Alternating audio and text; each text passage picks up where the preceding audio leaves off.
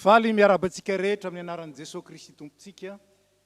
Mahatratra ity andron'io ity, dimy alahady voalohan'ny volana febroary taona 2024, izay natokan'ny fiangonana FP Matolozy anokanana sy andraisan-tanana ireo diakonina izay voatendry asa miaraka amin'ny mpitandrina mandritra ny 2 taona, ireo komity izay mikambana amin'ny diakonina hitantana ny fiangonana ary ny olona iray izay raisi-tanana anio satria hipetraka eto Tolozy amin'ny fotoana maharitra.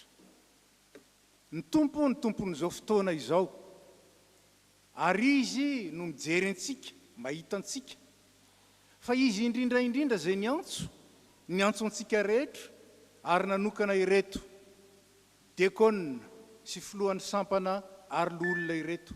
Izy ny tompon'izao fotoana izao, izy no banintsika sady omemboninahitra. Ka dia ho antsika rehetra ny fahasoavana sy ny fiadanana avy amin'ilay taloha indrindra sy ankehitriny ary ho avy. Amen. Petraka isika.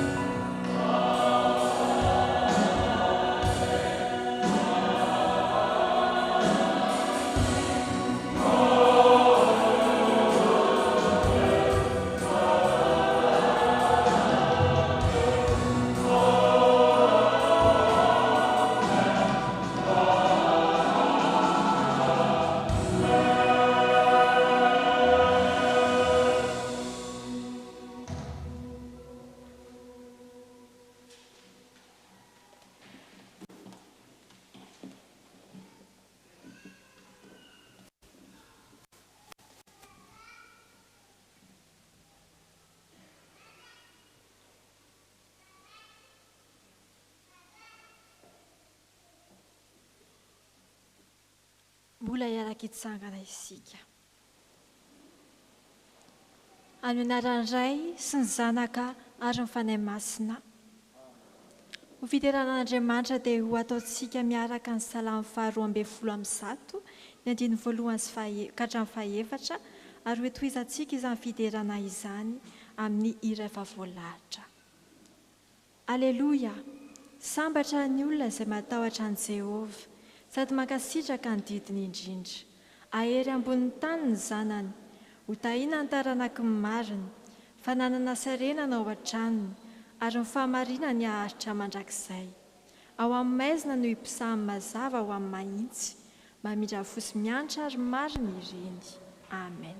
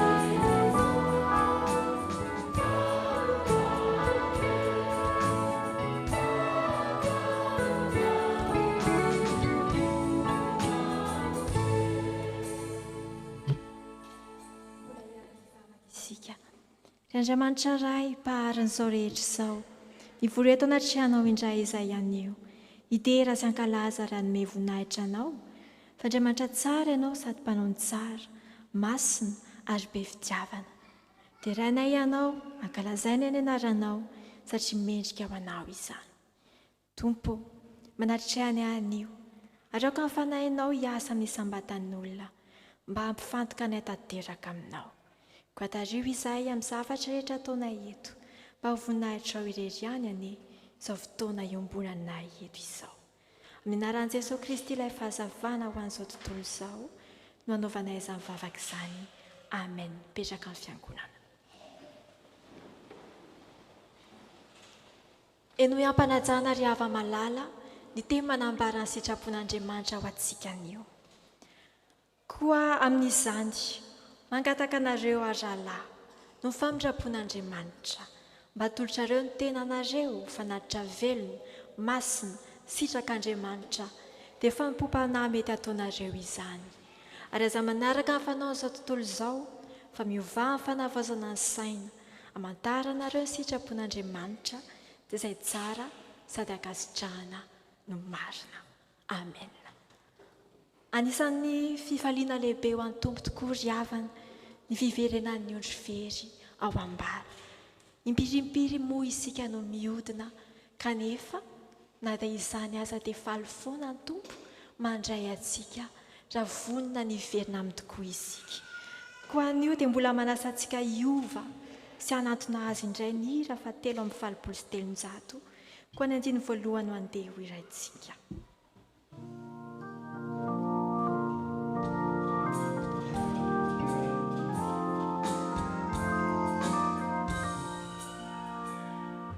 Jesus.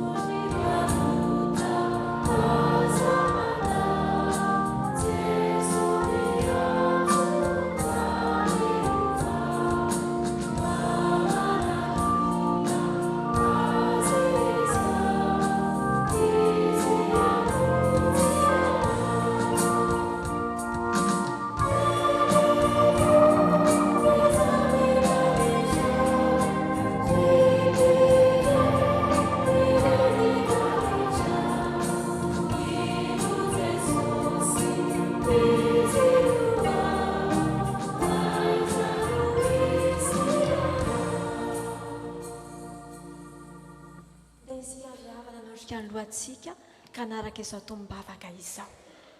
Ry Andriamanitra tsara indrindra, mihotrika eto anaty trano ampanetry teny izahay, miaiky ny fahadisoanay. Ianao tokoa ny antso anay, nefa indraindray dia tsy mba nihaino feonao izahay.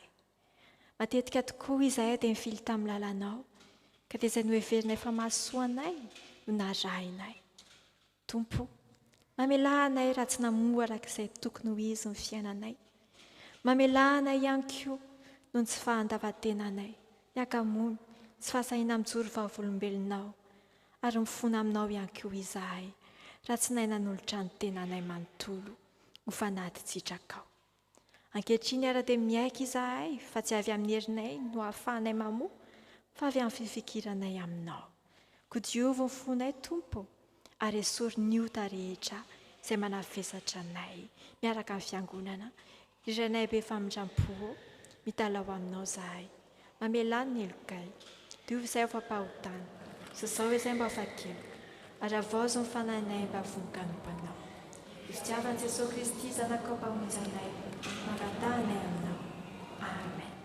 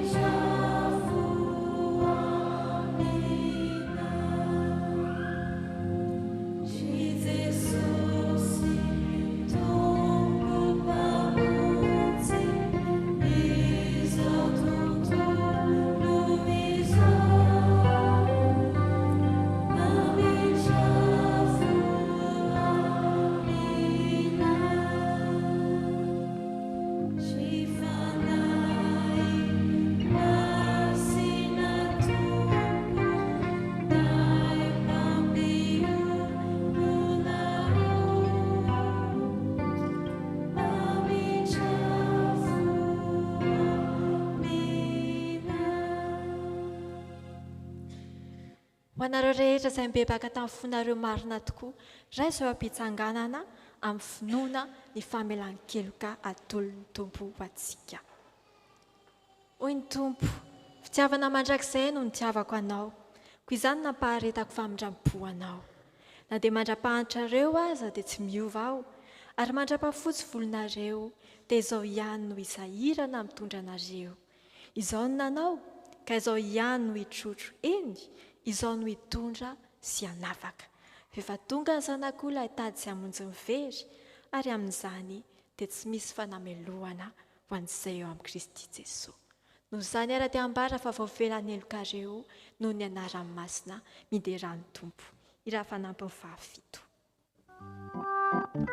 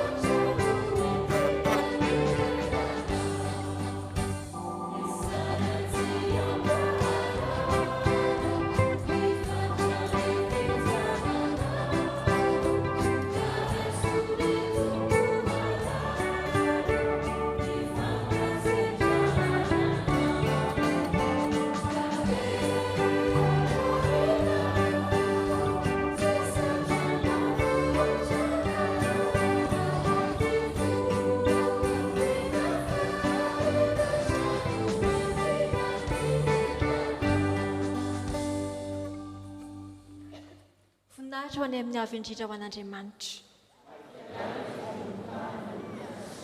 Petraka amin'ny fiangonana.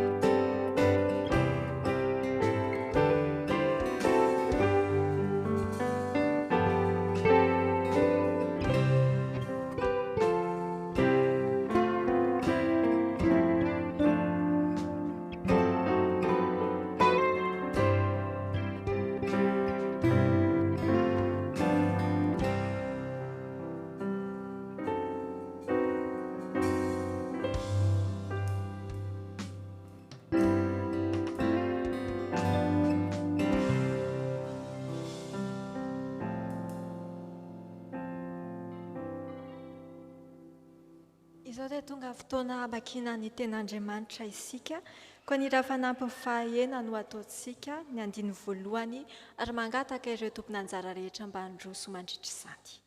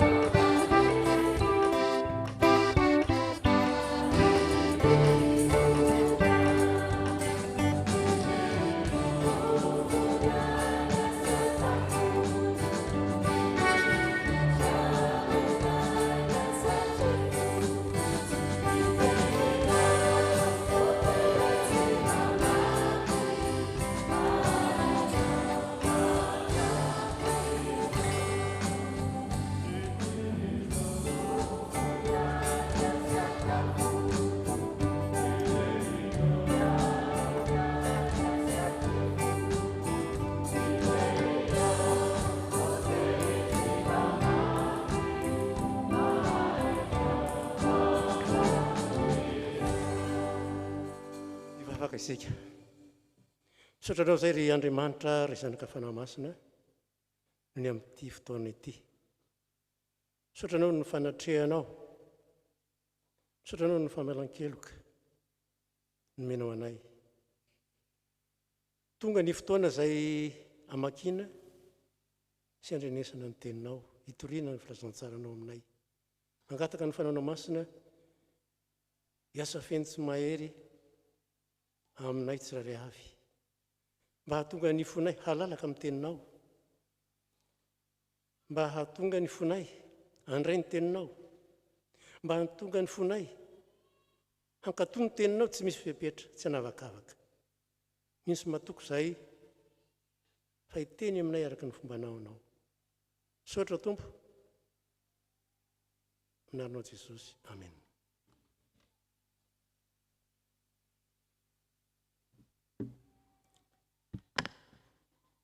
Ny teny amin'ny testamenta taloha no nibotsika ny famakiana ten'Andriamanitra dia arak'izay hita amin'ny bokin'ny Isaia mpaminany toko fahaenina andininy voalohany ka hatramin'ny fahavalo araka ny hitantsika ery.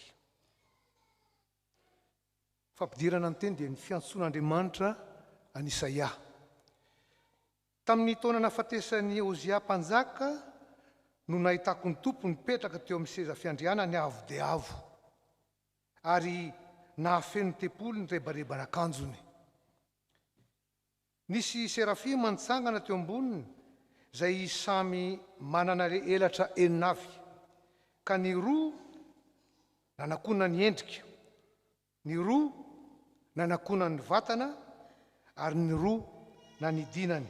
Ary nantsomafy ireo ka ny famaly hoe masina, masina, masina tompon'izao rehetra izao, feno ny voninahiny ny tany manontolo. Ny pararehetra ny fanamban'ny tokonana noho ny amafy ny feon'ireo serafima ireo sady feno setroka ny trano. Dia hoy aho hoe lozako, very aho satria olona maloto molotra sady eto amin'ny firenena maloto molotra no itoerako. Kanefa ny mpanjaka ilay tompon'izao rehetra izao no hitany masoko.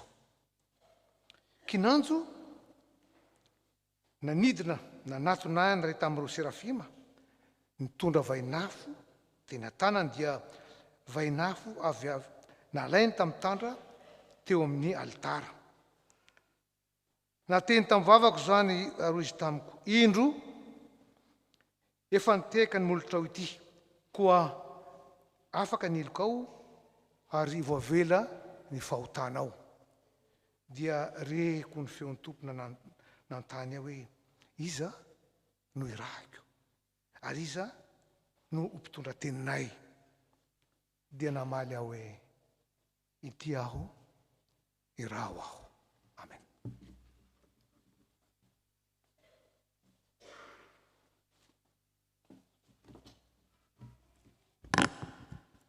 Dia mbola hotoizantsika famakiana ny teny soratra masina ao amin'ny epistily ho an'ny Timoty faharoa toko voalohany. Timoty faharoa toko voalohany, ovakitsika manomboka amin'ny andinin'ny fahaenina ka hatsahatra hatramin'ny andininy fahasivy. Andininy fahaenina ka hatsahatra hatramin'ny fahasivy, mivaky toy izao amin'ny anaran'i Jesosy. Izany no ampatsiarovako ny amelombelomanao indray ilay fanomezam-pahasoavana narotsak'Andriamanitra tao anatinao, fony aho nametra tanana taminao.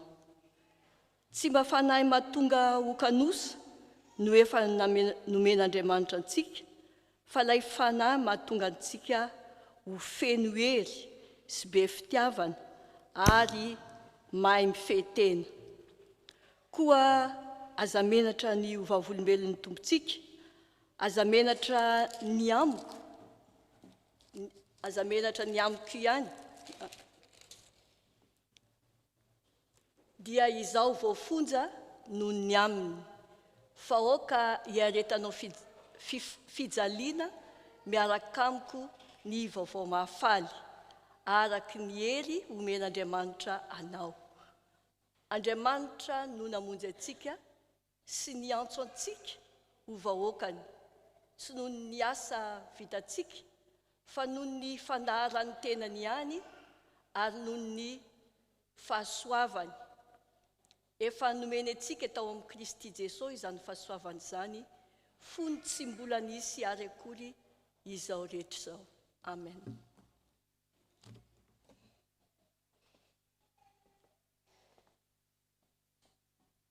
Iaraitsangantsika ry havana no ny hira voalahatra alohan'ny amakinany filazantsara.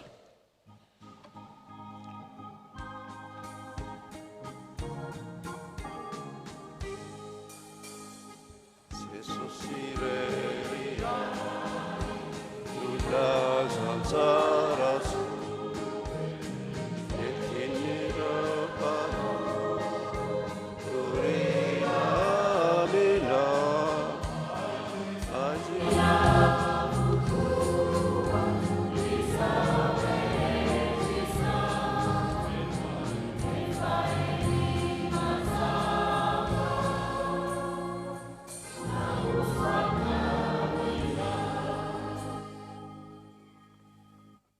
faranatsika ny vaky teny arak'izay hita amin'ny filazantsarany Jaona toko 5:10 manomboka amin'ny andininy fahafito ka hatrahantsika hatramin'ny andininy 9:11.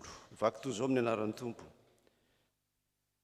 raha miray amiko hatrany ianareo ka mitoetra ao anatinareo ny teniko dia angatao izay zavatra tianareo na inona fa ho tonga aminareo izany.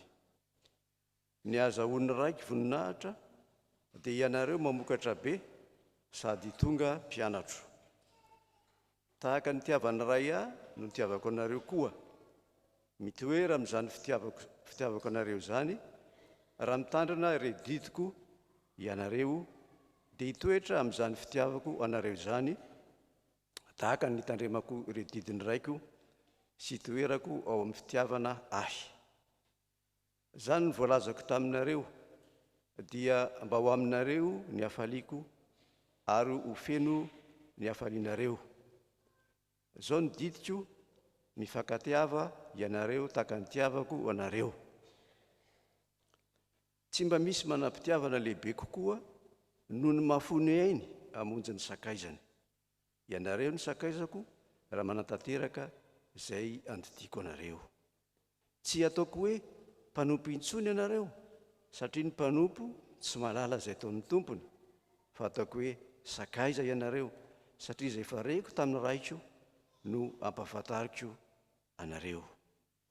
Tsy anareo no nifidy ahy, fa izaho no nifidy anareo sady nanendry anareo mba handehananareo sa havokaranareo ary aharetany ny vokatrareo any ka na inona angatahanareo amin'ny ray noho ny anarako dia omeny anareo. Amen.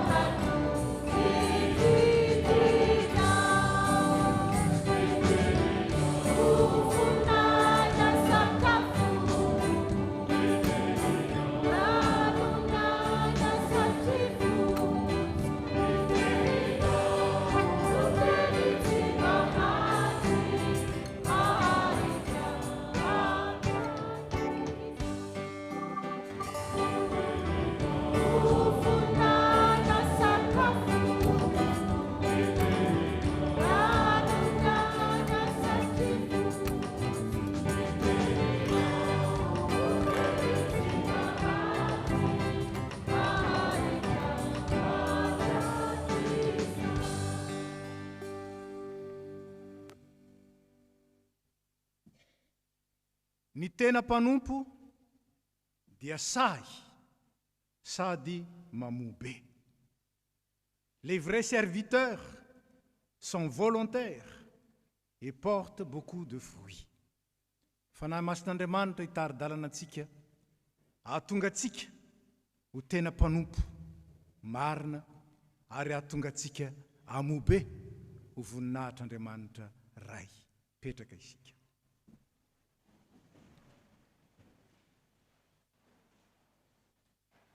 Ry havana, ny olon'Andriamanitra rehetra izay nantsoiny hamitahiraka na hilaza ny teniny na hijoro vavolombelon'ny fitiavany voambaro amin'ny Baiboly dia manana izay iraisany izy rehetra. Inona zany iraisany zany? Ny tahotra an'Andriamanitra sy ny fieretam-pony ho azy. La crainte du Seigneur et leur passion pour lui. Que ce soit Abraham, Jacob, David, Salomon, Daniel et ses acolytes, et les prophètes comme Ésaïe ici, ou Jérémie, ou autre encore, c'étaient tous des passionnés de Dieu. Les disciples l'étaient aussi. Ils ont tout quitté, ils ont tout abandonné pour suivre Jésus. Et la question de Jésus à l'endroit de Pierre, dans Jean 21, l'illustre.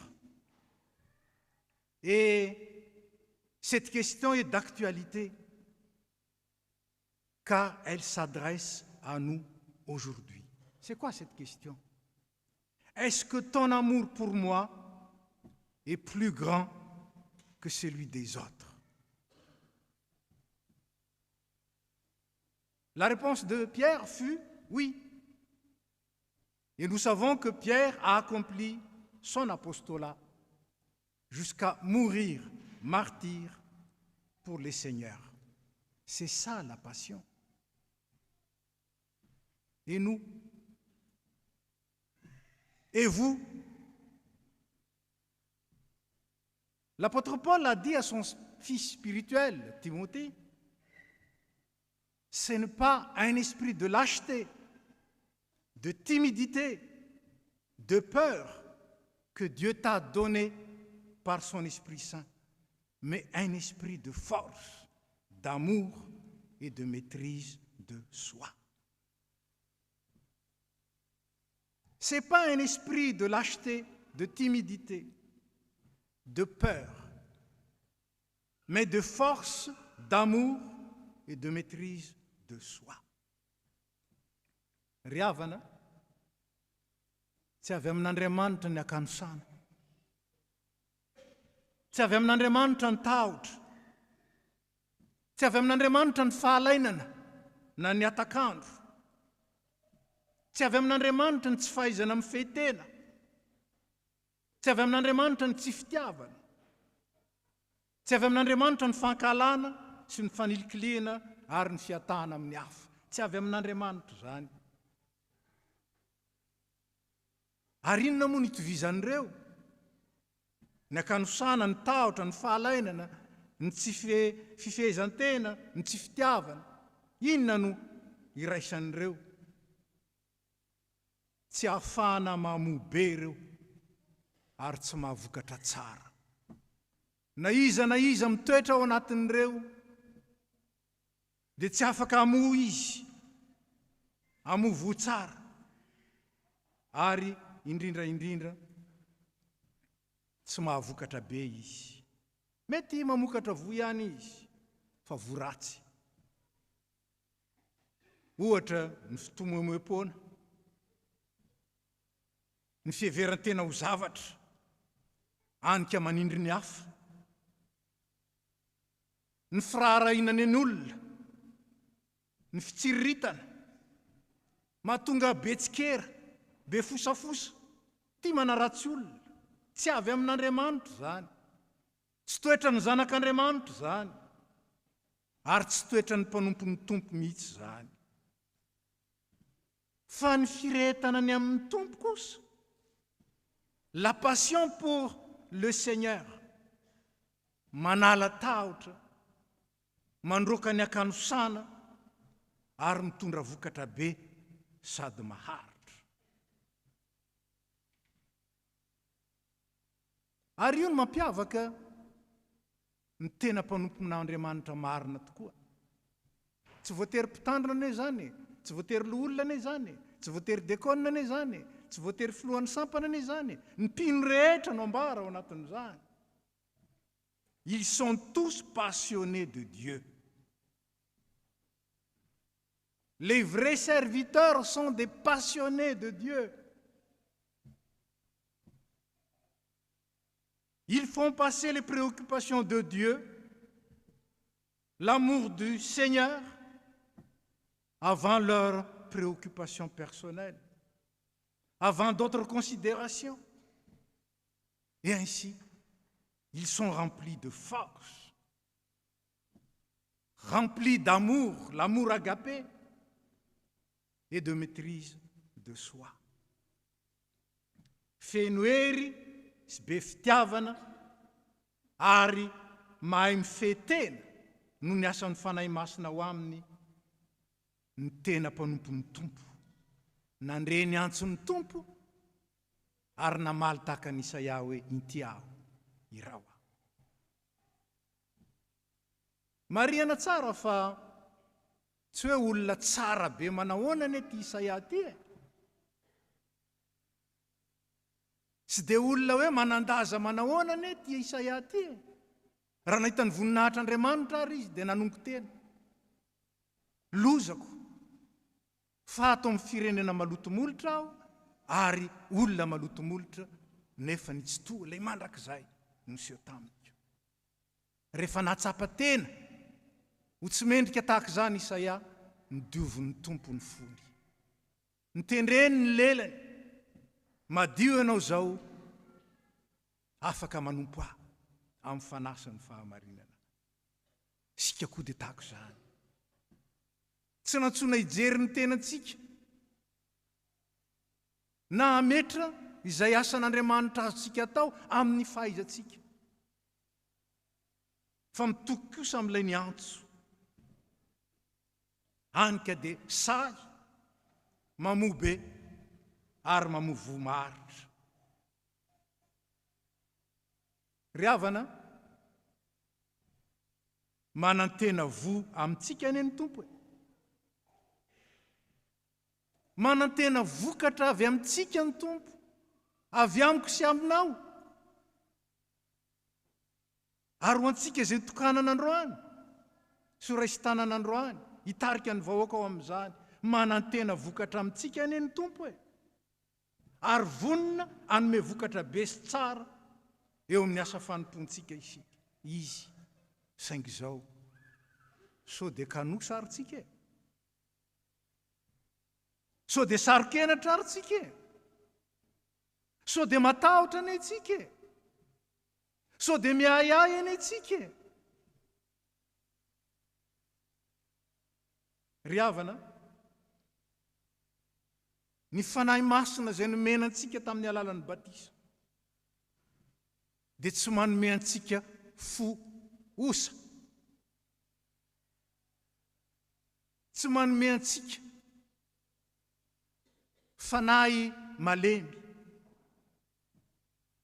fa manome antsika kosa hery lehibe, manome antsika fitiavana be dehibe, ary manome antsika fahononan-tena na fifehezan-tena. Ambareto fa ny mafana fo an'ny tompo, les passionnés du Seigneur, dia sady say no feno hery, be fitiavana ary mahonon-tena na mahafehy-tena. Inona moa ny atao hoe feno hery? Tsy ny herintsika nge no toko an'ny tompo ka hanirany antsika. Izay nantsony rehetrarehetra dia natsiaro tsy mendrika. Tsy miankina amintsika ny asan'ny tompo fa miankina aminy. Saingy kosa mila manovo hery aminy tsika. Mila matoky ny asan'ny fanahy masina amintsika isika, mba handraisantsika hery ka tonga atsika ho feno hery. Hanika lasa ny akanosana, mandositra ny fahalainana, ary tsy iainana ny atakandro na ny procrastination. Fa ny hery ny fanahy masina miasa ao anatintsika, io ange no antoka e. Ka inontsika ve zany? Inontsika ve fa ny herin'ilay tsy mety sasatra, tsy mety reraka, dia afaka miasa ato amintsika ka mahatonga atsika na dia mahatsiaro osa aza, malemy aza, anehoan'Andriamanitra ny heriny. Ary zany nambaran'ny Paoly. Ny herin'Andriamanitra tanterahana amin'ny fahalemena, saingy tsy afaka maneho zany hery zany sika. Raha tsy matoky azy,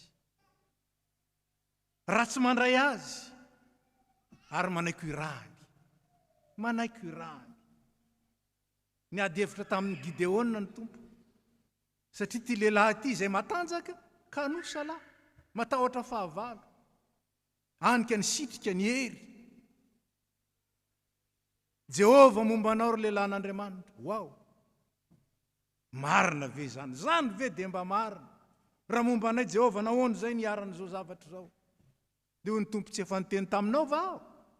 Tsy efa naniraka anao va aho? Ary zany koa ny teniny amintsika androany. Zany ny teniny aminareo androany. Tsy efa nifidy anareo va aho? Ka aza mijery tena. Banjiny le tompony finoana sady mpanefa azy. Jesosy Kristy le nimena ny fahefana rehetra manjaka eo akavanany ray. Zany angena nambaran'ny Isaia azy. Zay matoko ny tompo dia azo hery vaovao hatrany. Ka isikina ambony toy ny voromahery. Dika teny diema. Isaia 7:1-3. Iazakazaka izy nefa tsy sasatra. Andeha izy nefa tsy reraka. Ry mpanompon'Andriamanitra, impirimpiry isika ineny be tarainy. Reraka zany. Sasatra zany. Tsy misy hery tsony azany. Ao amin'Andriamanitra ny herintsika, ary ao ny anovozany zany. Ary zany hery zany, hery mahavokatra. Hery n'ilay mazava, zay manala ny aizin'ny akanosana. Mitondra kosa ho amin'ny fahazavan'ny fiainana. Zany angeny tao amin'ny tompo e. Ary zany natanterahany asa lehibe teo amin'ny fiainany tetỳ an-tany. Fa tsy be hery fotsiny ihany. Fa be fitiavana. Le fitiavana araka an'Andriamanitra. Le fitiavana tsy mitady ny azy. Le fitiavana tia mizara. Le fitiavana mamonjy. Le fitiavana manoana. Le fitiavana mitondra aina. Le fitiavana tsy mandatsa. Fa mahay manarina kosa sy mampahery. Chers amis, la Bible nous dit que Dieu est amour. Il est le Dieu amour. Non seulement il n'a pas d'amour, il est plein d'amour, mais il est lui-même l'amour. Et tous ceux qui ont Dieu en lui, en eux, tous ceux qui ont le Seigneur dans leur cœur, aiment comme le Seigneur aime. Ce n'est pas avec l'amour humain qui a des limites, mais avec l'amour divin qui donne et partage vie, grâce sur grâce, et surtout la richesse du Seigneur. Nous sommes appelés à rien de plus qu'à montrer et apporter l'amour de Dieu chez les autres, dans le monde. Mais comment puissions-nous faire cela si nous n'avons même pas cet amour en nous? L'Esprit Saint nous a donné la puissance de l'amour afin que nous puissions montrer et donner aux autres l'amour de Dieu. Cet amour qui sauve, cet amour qui donne la vie et cet amour qui nous enlève de l'obscurité pour aller dans la lumière. Fa io fitiavana io koa dia mafy tena, mahony tena hoy ny soratra masina. Inona moa ny dikan'izany? Qu'est-ce que la maîtrise de soi? C'est cette capacité qu'on a à renoncer à tout pour celui ou ceux que nous aimons, ceux dont nous sommes passionnés, c'est-à-dire le Seigneur. La maîtrise de soi, c'est notre faculté à chercher et accomplir les priorités de Dieu avant les nôtres. C'est cette passion ardente pour le Seigneur et son royaume, comme il a dit. Cherchez d'abord le royaume de Dieu et sa justice.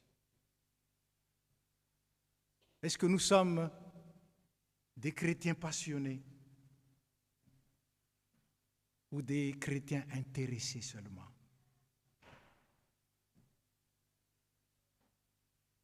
Celui qui a tout abandonné pour nous, il nous appelle à s'abandonner pour lui, à l'aimer avec un amour passionné, à le suivre comme il a tout abandonné pour nous sauver.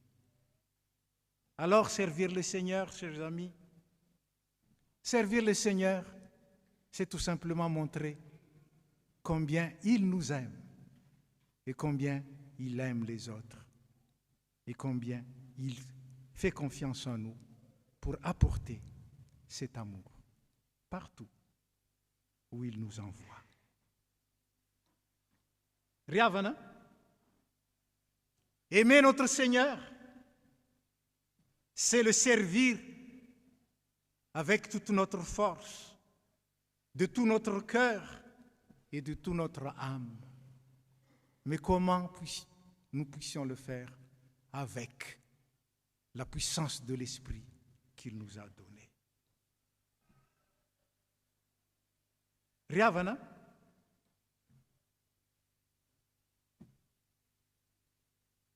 ny alalana fa mafana fo an'ny tompo isika dia ny firaisantsika aminy. Ny alalana fa passionné ho an'ny tompo isika dia ny firaisantsika aminy. Ka ny priorité no prioriténtsika. Ny tiany no tiantsika. Izay tsy tiany no ankalaintsika. Ary izay ataony no ataontsika. Izay mino aho izy, ny asa ataoko no ataony koa.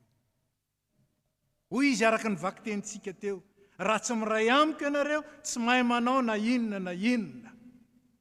Ary mety efa amintsika izany, na mpitandrina na loholona, na dekona, na filohan'ny sampana, ary indrindra amintsika rehetra. Raha tsy miray amin'ny tompo isika, tsy mahay manao na inona na inona. Mety mahavita ihany, fa aina verimaina, vokatra tsy mitondra valosoa. Ny mpitandrina, ny loholona, ny dekona, ny mpitarika sampana, ny vahoaka an'Andriamanitra, dia natsoa ny tompo mba handesy amo. Ny antoko izany, ny firaisana aminy. Ny fiainona sy ny fankatoavana ny teniny, ary ny fiainam-bavaka. Raha miray amiko ianareo izy, ary mitoetra aminareo ny teniko, ankatao izay tianareo. Fa ho tanteraka izany.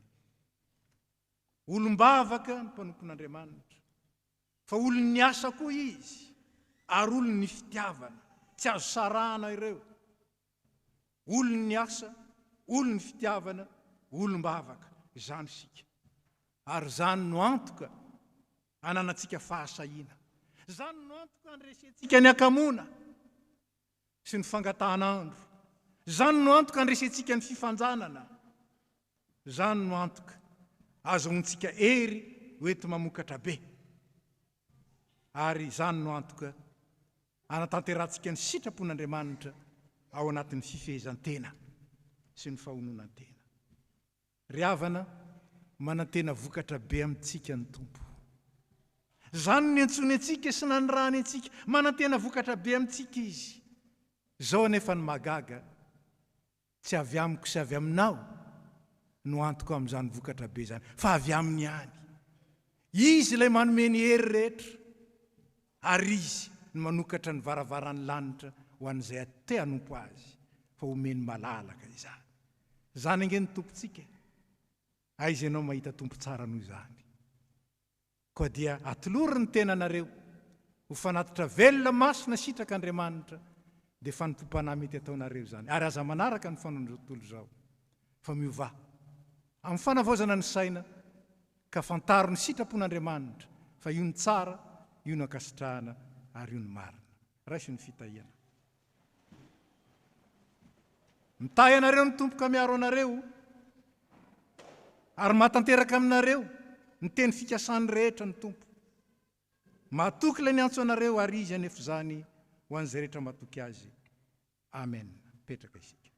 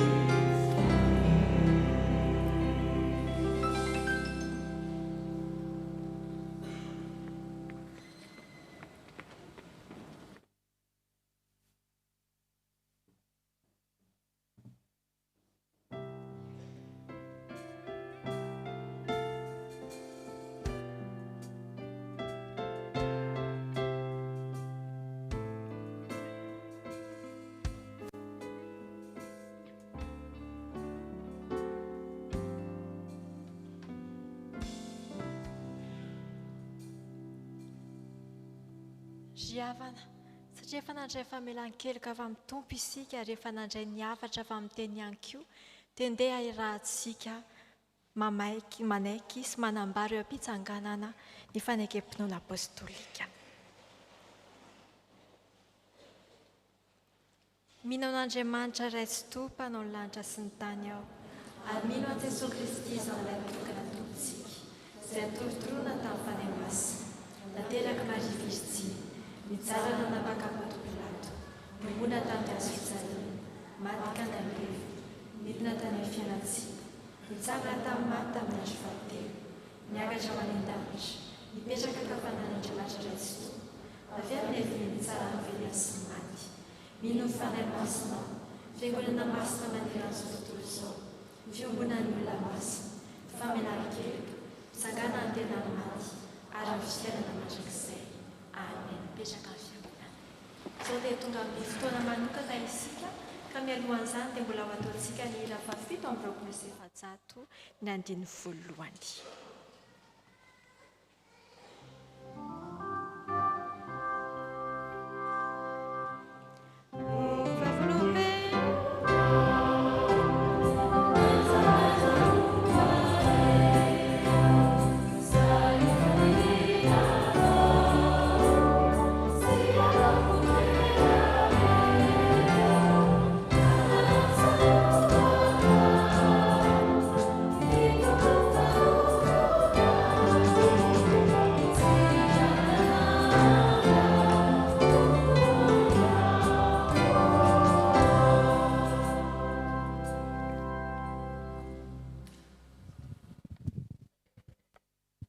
Mialoha ny irosotsika amin'ny fanokanana sy fandraisan-tanana ireo diakôna sy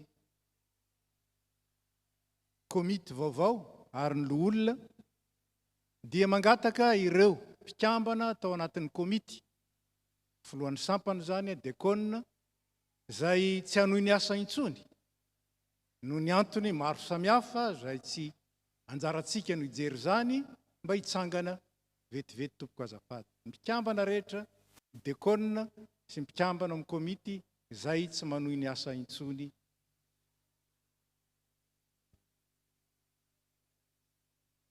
Mijoro reto misolo tena ny fiangonana manontolo, misaotra sy mankasitraka anareo tamin'ny asa izay notanterahanareo tamin'izay fotoana lasa izay.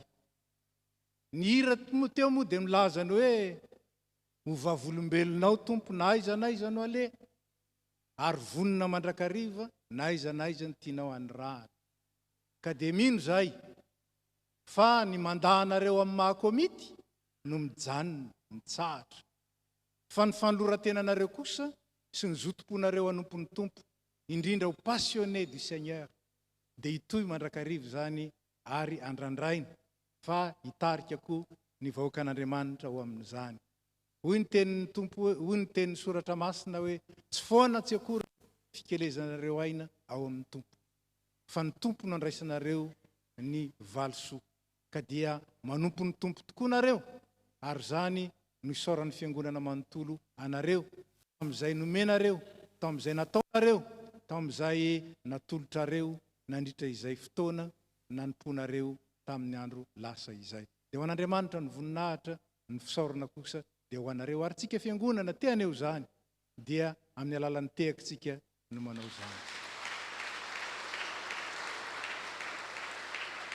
Mahazo mipetraka nareo. Saotra tompoko.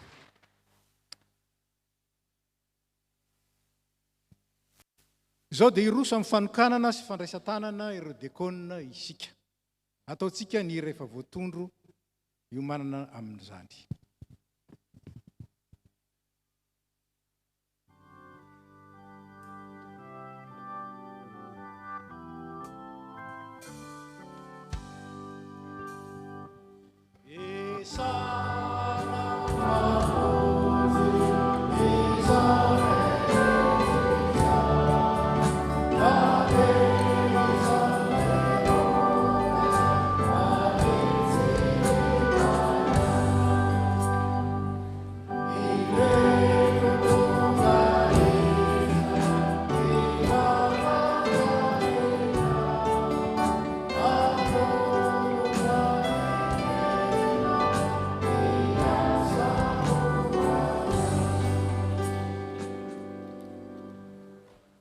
dia iroso amin'ny fanokananareo olona tikiny mpandraigny fanasan'ny tompo eto amin'ny tafo FP Matolozy ka ny fidiny anao ny asan'ny dekona eto amin'ity fiangonana ity mandritry ny 2 taona ho avy isika.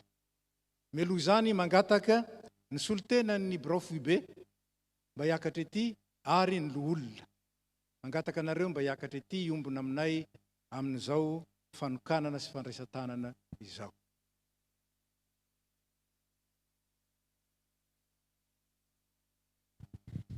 Ary dia mangataka koa anareo 420 mianadahy mba hitsangana eny am-pitoerana. Azafady.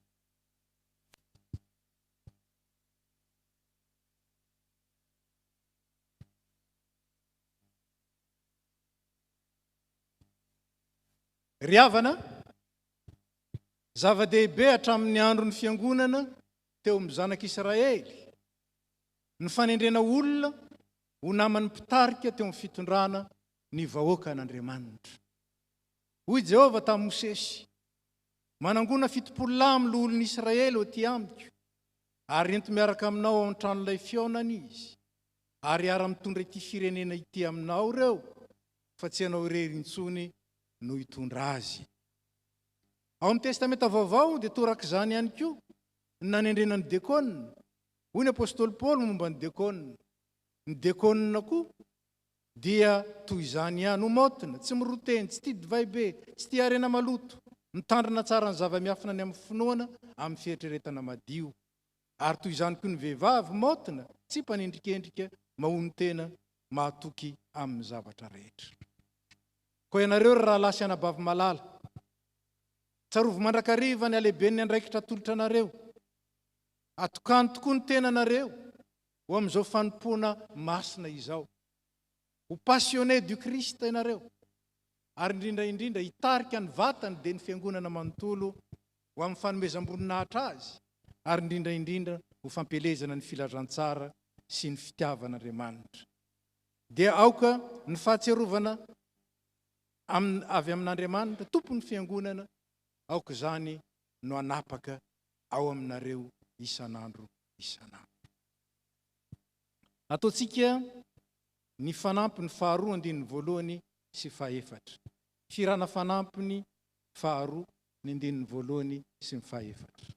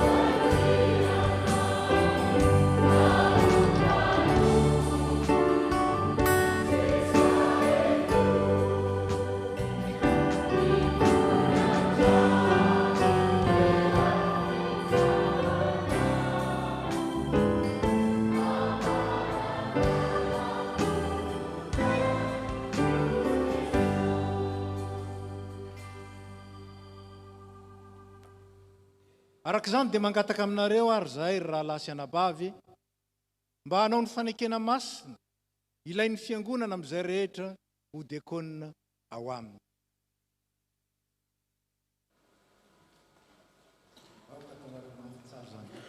Ray lohateny eto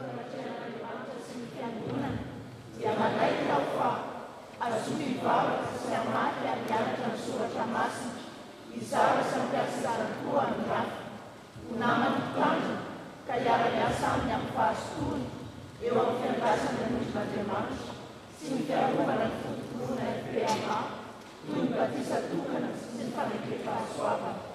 Mitandrina tsara ny finaminan'ny fanompom-pivavahana eo am-piangonana sady hamonjy ny fivoriana rehetra araka izay farany azoko atao. Manaraka ny hevitra amin'izay hevitra tapaky maro sady avy alandava ny firaisan'ny fiangonana tsiosio. Anao izay azoko atao amin'ny fandavaramen'ny fiangonana ny fividirehetra ara-bola. Mikaizany kristianina anao ka ny voadarana izay asa fiangonana amin'ny sinody sy ny fampielezana ny filazantsara ny toerany. Mitandrina ny ankohonana azoto amin'ny fanomponan'Andriamanitra mba tsy mitena ihany no mamarika ilay fiangonana tara fa izy ireo koa. Ary herin'Andriamanitra ny ankinako ahatanterahako izany rehetrany. Ramatoa Andriana Sata, vola Claudia.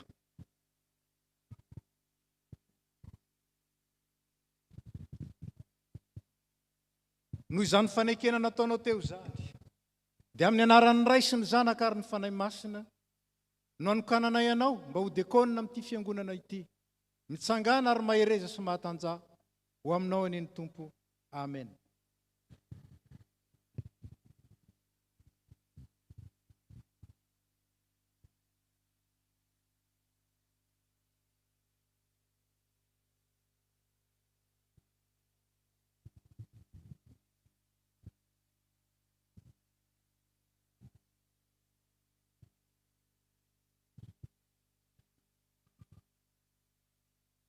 Andrianjatovo Lalao Nirina. Noho izany fanekena nataonao teo izany dia amin'ny anaran'ny Ray sy ny Zanaka ary ny Fanahy Masina no anokananay ianao mba ho diakonina amin'ity fiangonana ity, mitsangana ary mahereza sy mahatanjah ho aminao aneny Tompo. Amen.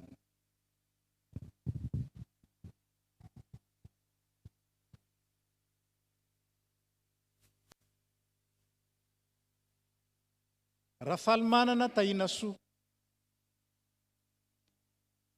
Noho izany fanekena nataonao teo izany amin'ny anaran'ny Ray sy ny Zanaka ary ny Fanahy Masina no anokananay ianao mba ho diakonina amin'ity fiangonana ity, mitsangana ary mahereza sy mahatanjah ho aminao aneny Tompo. Amen.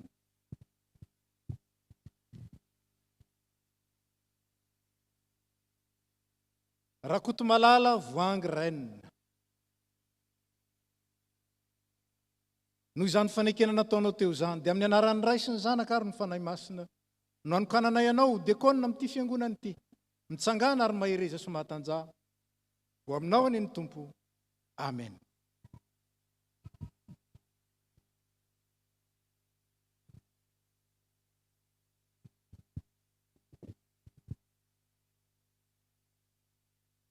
Rakotomalala Joël Omiaso.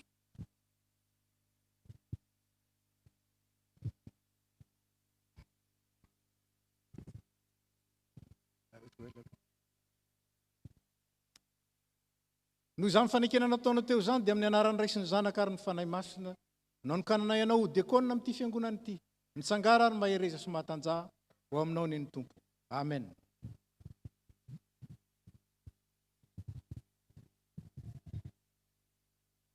Rakotomalala Jean-Yves. Noho izany fanekena nataonao teo izany dia amin'ny anaran'ny Ray sy ny Zanaka ary ny Fanahy Masina no anokananay ianao mba ho diakonina amin'ity fiangonana ity, mitsangana ary mahereza sy mahatanjah ho aminao aneny Tompo. Amen.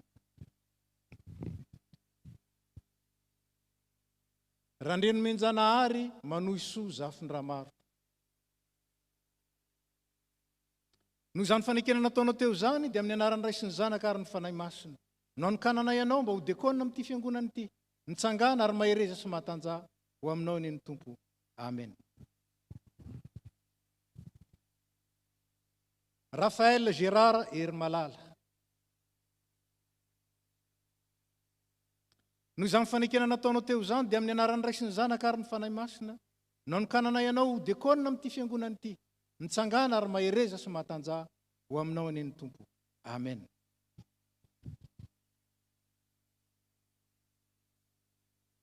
Razanajatovo Artina.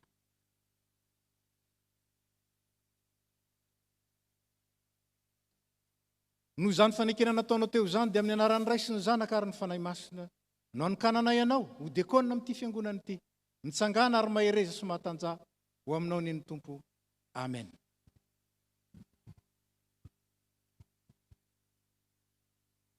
Satarvao Fehizoriny aina Sarobidy. Noho izany fanekena nataonao teo izany dia amin'ny anaran'ny ray sy ny zanaka ary ny fanahy masina no nikanana ianao mba ho diakonina amin'ity fiangonana ity, nitsangana ary mahereza sy mahatanjah ho aminao aneny Tompo. Amen.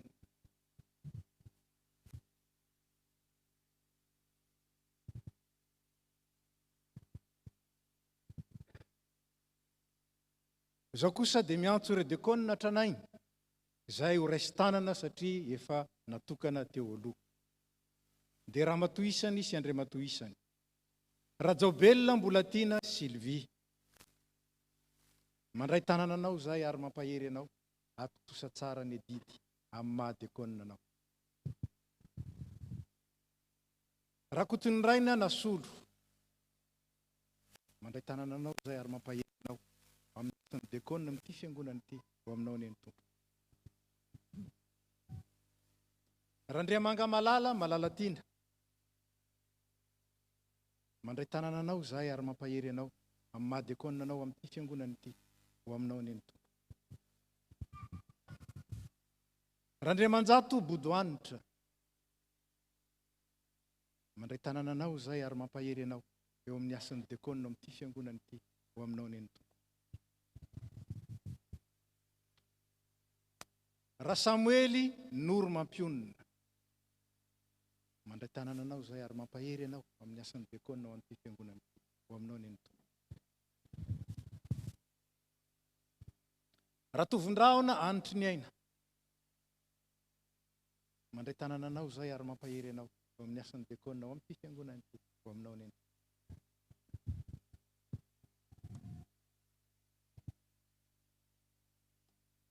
Andrianjafitrimo Andi.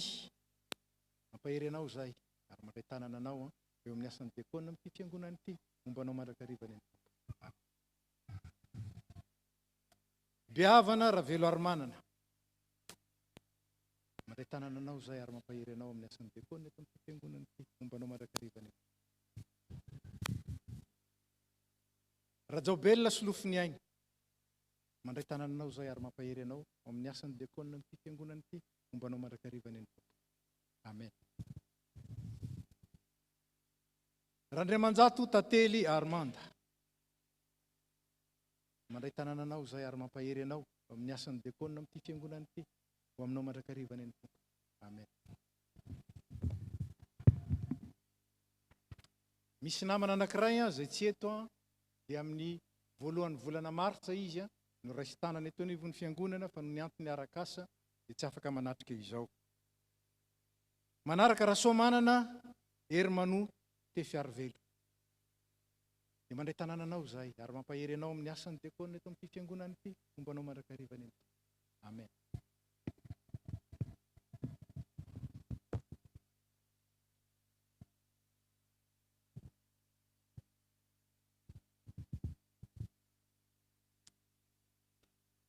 Rasolondray be Njaka Rantony aina.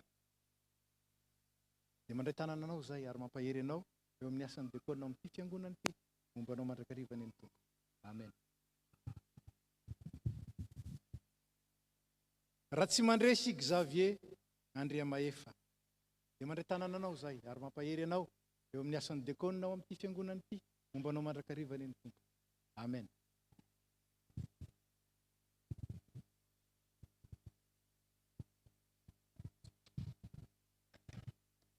Dia mbola hiara-mivavaka isika ry havana.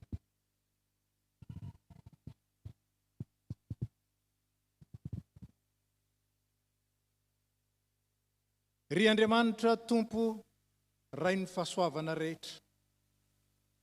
Efa niantso ny fidim-panompo samihafa anananjara amin'ny fanompony amin'ny fiangonana ianao. Namaly ny antsonao reto avanay reto. Voafidy sy voatokana ankehitriny no amin'ny anankiray amin'ireny asa fanompona ireny araka ny fanomezam-pahasoavana nomenao azy tsirairay avy. Vao avy nanao teo anatrehanao sy ny fiangonana ny fanekeny, anao ny asanao izy ireo, ka tsy njovy amin'ny famindram-ponao. Tehirizo ao ambany fitarian'ny fanahy masina, mba ho piasa mazoto, mahatoky sy marina eo anatrehanao. Dia fenony fahamarinany teninao izy, meo fitondran-tena madio, anompony marina anao amin'ny raharaha izay ataony, na amin'ny teny, na amin'ny asa. Ary ny hoe voninahitra ny anaranao koa ho fampandrosoana ny fiangonana. Aoka izy ireo mba hitafy fahamotinana sy fanetretena, azoto tokoa amin'ny fanompoana, sady anaiky amin'ny fankasitrahana ny fananarana rehetra araka ny fanahy masina atao aminy. Dia mangataka aminao zahay, mba hanana ny mandrakariva fieritreretana tsara, sy faharetana mafy eo amin'ny Jesosy Kristy, ka hitondra tsara izao fanompoana ny fidianana azy izao, sady ny antsonao azy raha teo. Dia amin'ny alalan'i Jesosy Kristy zanakao mpamonjy anay, izay memboninahitra sy laza miaraka aminao ray sy ny fanahy masina mandrakizay, mihaino anay ry tompo-tsaro. Amen.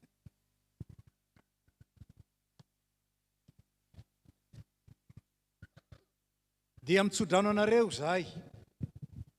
Andriamanitra, izay efa nitondra ny Jesosy tompontsika hiala amin'ny fahafatesana. Jesosy Kristy tompo, izay mpiandry tsara, lehibe nareo ary miandry ny ondry, noho ny rana foiny ho antoky ny fanekem-pihavanana mandrakizay. Andriamanitra loharanon'ny fiadanana ne, ahatonga anareo vonoka anao ny asa soa rehetra, mba hatanteranareo sitrapony, ka ataony ao anatintsika amin'ny alalan'i Jesosy Kristy aneza, izay ankasitrahany. Ho an'i Jesosy, ny voninahitra mandrakizay, ho aminareo kosa ny faherezany. Amen. Dia mandehana amin'ny fiadanana, sy amin'ny herin'ny tomponareo. Amen. Mahazo mandray ny toeranareo nareo. Tsy mandray toerana. Zafady fa mbola tsy mandray toeranareo, zafady indrindra. Araka ny fitsipika amin'ny fey ny fiangonana, dia ny dekônina no mifidy izay ho birao, ary manendry izay ho tompona andraikitry ny vondronasa samihafa. Koa dia voafidy ho filohan'ny tafony ray, ho amin'ny taona 2 avy izao ramatoa Nasolo Rakotony Raina. Ary izao dia mangahavy azy mba hanolotra ireo birao miaraka aminy, sy ireo dekônina mpiandraikitra ny vondronasa sy ny komity samihafa.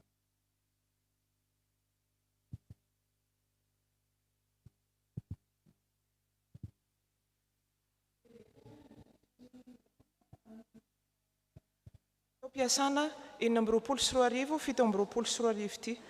Toy izao ny birao, ny filoha efa voateny teo, ny filoha mpanampy Rajaobelona Solofa.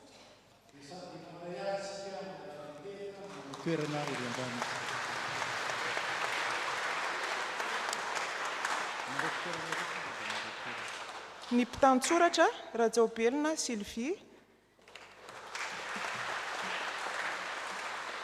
sy Rakotomalala Voangy.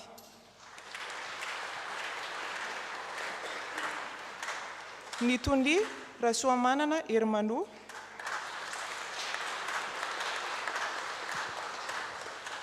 Ny mpitambola Ratofondrahona Anitra sy Andrianjatovo Lalao.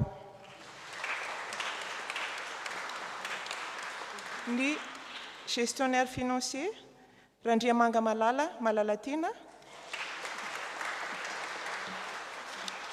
sy Rasamuela Antsa, izay tsy eto an-toerana.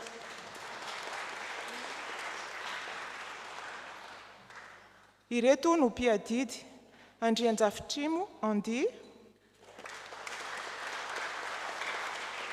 Randriamanjato Tantely, Raphaël Gérard.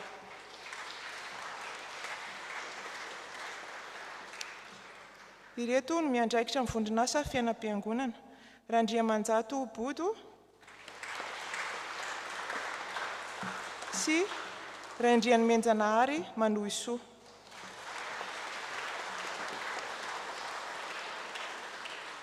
Ny miandraikitra ny vondronasa vola sy fananana, Rasolondray Benjaka sy Rakotomalala Joël.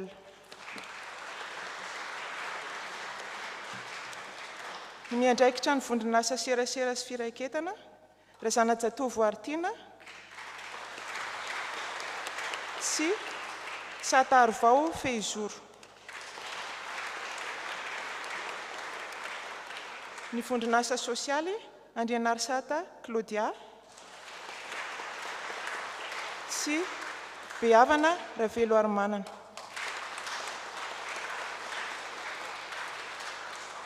Ny vondronasa fitaizana, Samuel Noro sy Rakotomalala Jean-Yves. Ny diakony Fraisan'ny Sampana, Rafalimanana Tainasoa sy Ratsimandresy Xavier.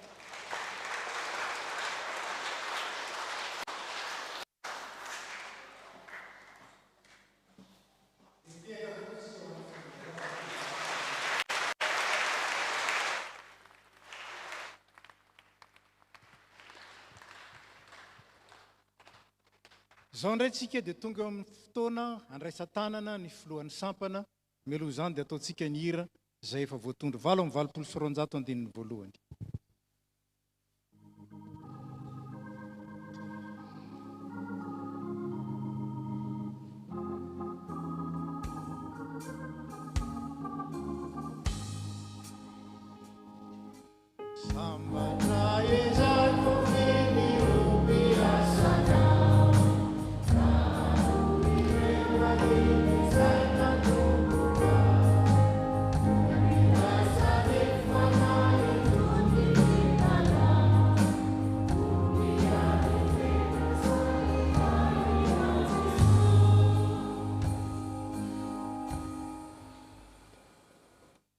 Ny fiangonana velona ry havana dia manana sampana ao aminy, izay andraisan'ny vahoaka an'Andriamanitra andraikitra araka ny fanomezam-pahasoavana nomena ny tsirairay avy. Hoy ny Tompo, izaho ny voaloboka ianareo ny sampany, izay miray amiko ary zaho aminy dia mamobe izy. Fa raha misaraka amiko kosa ianareo dia tsy mahay manao na inona na inona. Dia ho koa izy amin'ireo voafidiny, tsy ianareo ny mifidy ahy, fa zaho ny mifidy ianareo ka nanendry ianareo mba handesy amo ary aretany vokatrareo mba homeny ray ianareo izay rehetra angatahinareo amin'ny anarako na inona na inona. Dia hoy koa ny soratra masina mikasika ny sampana velona amin'ny fiangonana, tahaka ny azo ambolena amoron'ny rano velona izay mamoha amin'ny fotoanany izy, tsy mba malazo ny raviny ary ataony lavorary avokoa ny asany rehetra. Hitantsika amin'izany ry havana fa tsy vitan'olo tokana na ny daolobe avy hatrany koa ny asa sy amobe eo amin'ny vatan'i Kristy dia ny fiangonana. Fa ilaina ny fisian'ny sampana velona maro izay hamelomana sy taizana hanadiovana ny tsirairay araka ny fanomezam-pahasoavana nomen'ny Tompo azy, ka miasa sy mamobe ho an'ny Tompo lohan'ny fiangonana sy izay vatany ety an-tany dia ny fiangonana. Araka izany, satria Andriamanitra dia tsy tompon'ny fikotranana fa tompon'ny filaminana, dia ilaina ny isian'ny mpitarika isan-tsapana izay raha miasa amin'ny mpitandrina sy ny diakona eo amin'ny fitondrana sy fitaizana ary fandaminana ny fiangonana. Ka indro ary atolontsika ireo filohan'ny sampana 8 eto amin'ny fiangonana izay nofidin'ny isan-tsapana ka hanao ny fanekena eto anatrehan'Andriamanitra ny antso azy sy ny fiangonana izay nanendrena azy. Koa mangataka anareo rehefa voantso mba hiakatra ety anoloana. Tsara marihana fa ny filohan'ny sampana dia anisan'ny mpitondra fiangonana izay ao anatin'ny komity rahateo mivory isam-bolana miaraka amin'ny diakona. Araka izany dia tsy misolo tena ny sampana fotsiny izy ao anivon'ny komity, fa tompona andraikitra mihitsy ao amin'ny fitantanana ny fiangonana sy ny fampandrosoana ny asan'Andriamanitra. Rehefa voantso ny anaranareo filohan'ny tafo miakatra ety nareo dia filohan'ny sampana azafady dia androso ety anoloana ianareo zany ary dia atolotrareo koa ny mpiara-miasa aminareo ao amin'ny birao izay angaviana mpitiavana hitsangana eny amin'ny toerana ihany. Ny sampana feon'ny mazava ny antoko-pira zany Ramatoa Andrianjafitrimo Arniony no filohany. Mitehaka sika mandray azy.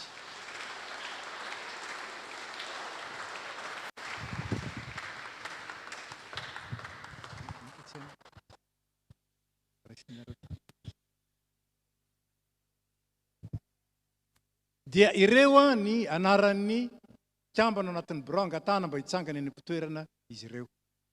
Ny birao an'ny FNM azafady mba mitsangana daholo.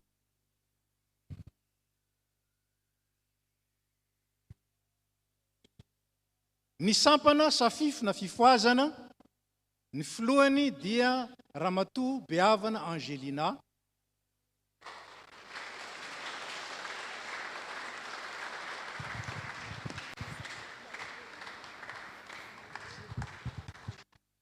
Dia angatahana mba hitsangana daholo ny birao zay eo ny anarany ary koa ireo mpiandry rehetra eto amin'ny fiangonana. Angatahana mba hitsangana eny am-pitoerana ireo mpiandry rehetra eto amin'ny fiangonana. Saotra tompo. Ny sampana tily, ny filohany Rakotondrafahatra Salama Arivelo.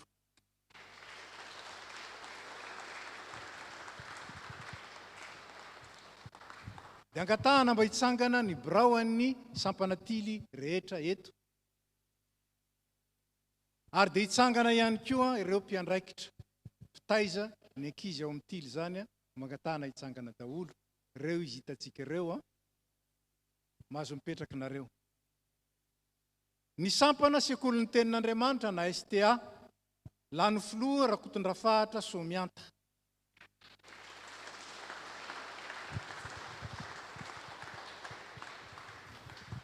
Dia angatahana ny birao zay misoratra eo ny anarany mba hitsangana eny am-pitoerana. Reo ny birao an'ny sampana sekolin'ny tenin'Andriamanitra. Ary zao dia mitsangana ireo mpampianatra rehetra ao amin'ny STA. Angatahana mba hitsangana tompoko. Hitanareo fa maro izy ireo mbola tsy ampy. Dia misaotra indrindra tompoko mahazo mipetraka nareo. Ny sampana SVK lany filoha Ramatoa Rakoton'Rainy Mbolatina Zarasoa.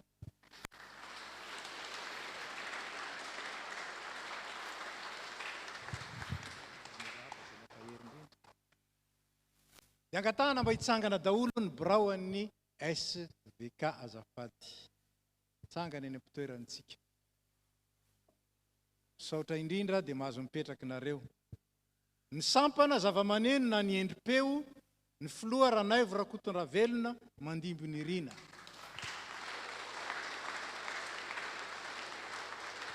Dia ireo ny birao angatahana mba hitsangana.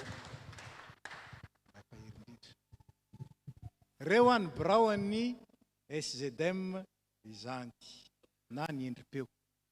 Mahazo mipetraka nareo. Ny sampana SLK ny filoha Rasolofo Dominika Louis.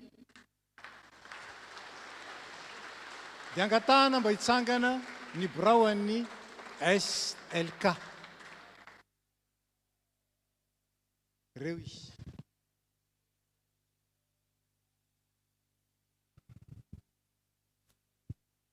Ary farany ny sampana STK na ny Tanora Kristianina ny filoha Razafindrazaka Gaël Anjaratina.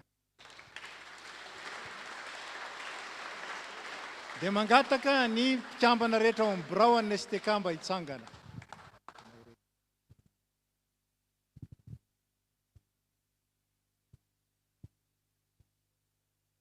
Dia misaotra indrindra tompoko mahazo mipetraka nareo. Mangataka ny filohan'ny sampana mba handroso eto zany moa heverinareo tokoa va ny anao zao fanompoana masina tolotra nareo zao araka ny tena. Manaiky tokoa va ianareo fa angataka isan'andro amin'ny tompo ny hery sy ny fanazavana avy amin'ny fanahy masina mba handrosoanareo isan'andro isan'andro amin'ny fahasoavan'i Jesosy Kristy tompontsika. Araka izany dia mandray tanana anareo zahay ary manokana anareo ho amin'izao asa sy andraikitra lehibe izay tananareo zao.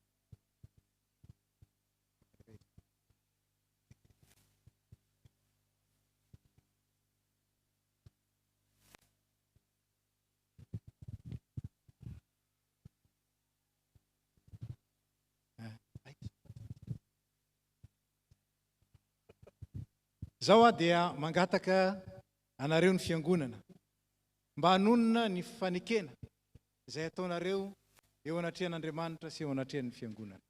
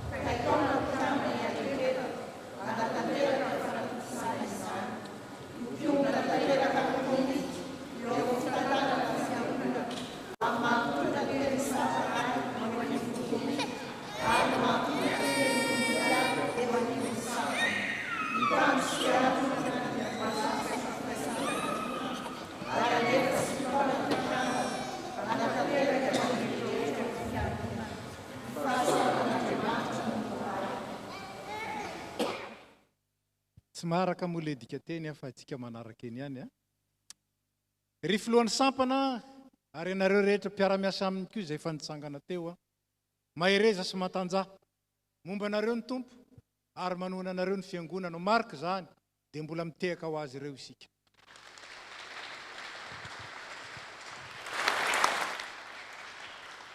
Mahazo mipetraka nareo.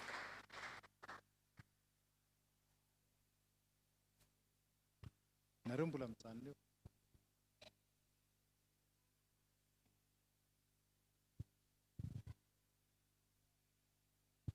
Zao dia hanolotra ny komity eo anatrehantsika ny fiangonana isika ary indrindra anamarika fa ireo zany no mitondra ny fiangonana mandritry ny 2 taona ary ireo ny tompon'antoka amin'ny fampandehanana ny raharam-piangonana sy ny fitarianantsika ao amin'ny fandraisantsika anjara amin'ny fiainan'ny vatan'ny Kristy etỳ an-tany dia ny fiangonana zany. Ataontsika nira fa 8:300 ny andinin'ny 7.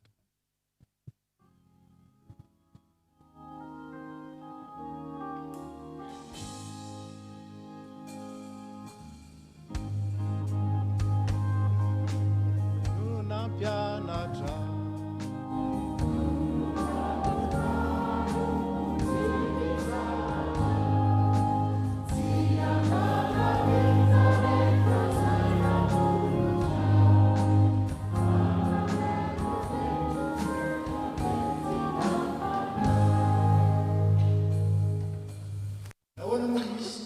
fotoana manokana ity satria raha natolotra antsika izay mitondra antsika dia misy koa ny fanekena izay ataontsika mba hanaraka tsara ny toromarika sy ny fandaminana ary ny fanetsiketsehana rehetra ataon'izy ireo. Hoy Jehova tamin'i Mosesy, manangona 70 lahy amin'ny lohan'ny Israely hoe ty amiko ary ara-mitondra ity fireneny ity aminao reo fa tsy anao rerentsony no hitondra azy. Araka izany dia notendrena ireo mba hitarika antsika, hitondra antsika. Koa dia aoka hitsangana ny fiangonana manontolo. Ny diakonina sy ny komity tsy mitsangana. Ny fiangonana angatahana mba hitsangana.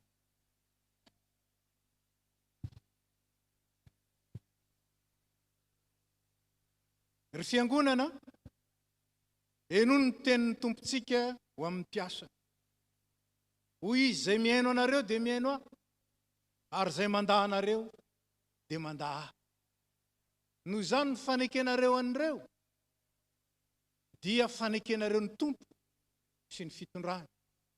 Ny fandavanareo ireo dia fandavanareo ny tompo satria natao isolotena ny tompo hitarika antsika izy ireo. Ary ho anareo kosa dia hoy ny tompo hoe indro za momba anareo mandrakariva ambara-pahatonga ny fahataperan'izao tontolo izao. Ka aoka andeha mendrika ny fiantsoana izay niantsona anareo ianareo amin'ny fanetretena rehetra sy ny fahalemem-panahy amin'ny faharipo mifandefitra amin'ny fitiavana mazoto mitana ny firaisana amin'ny fanahy amin'ny fiam-pihavana. Ho antsika fiangonana mangataka aminareo zahay mba ekenareo izay mikely aina sy mitondra anareo amin'ny anaran'ny Tompo ary mananatra anareo mba hajainareo indrindra amin'ny fitiavana izy noho ny asany. Koa tandremo mba tsy ho lavinareo izay miteny, manekeny mpitondra anareo araka izay tokony ataony mbola ampamoahana mba hanaovan'izany amin'ny fifaliana fa tsy amin'ny fisintoana fa tsy mahasoa anareo zany. Engane ka ho sikinan'ny Tompo hery avy any ambony anareo mba ho vita tsara ny asanareo rehetra miaraka amin'izao mpitarika anareo zao. Dia mahazo mitsangana indray nareo komity miara-mitsangana amin'ny fiangonana. Ry rahalahy sy anabavy dia isika rehetra zany maefa be amin'ny asan'ny tompontsika fa tsy foana tsy akory ny fikelezanareo aina amin'ny Tompo dia mandehana amin'ny herin'ny tomponareo ka mijoroa sahi tirio amin'ny teny sy ny asa Jesosy Kristy tompontsika ary aoko amin'ny fiombonana sy ny firaisana no anehoantsika izany isan'andro. Amen. Mahazo mipetraka isika.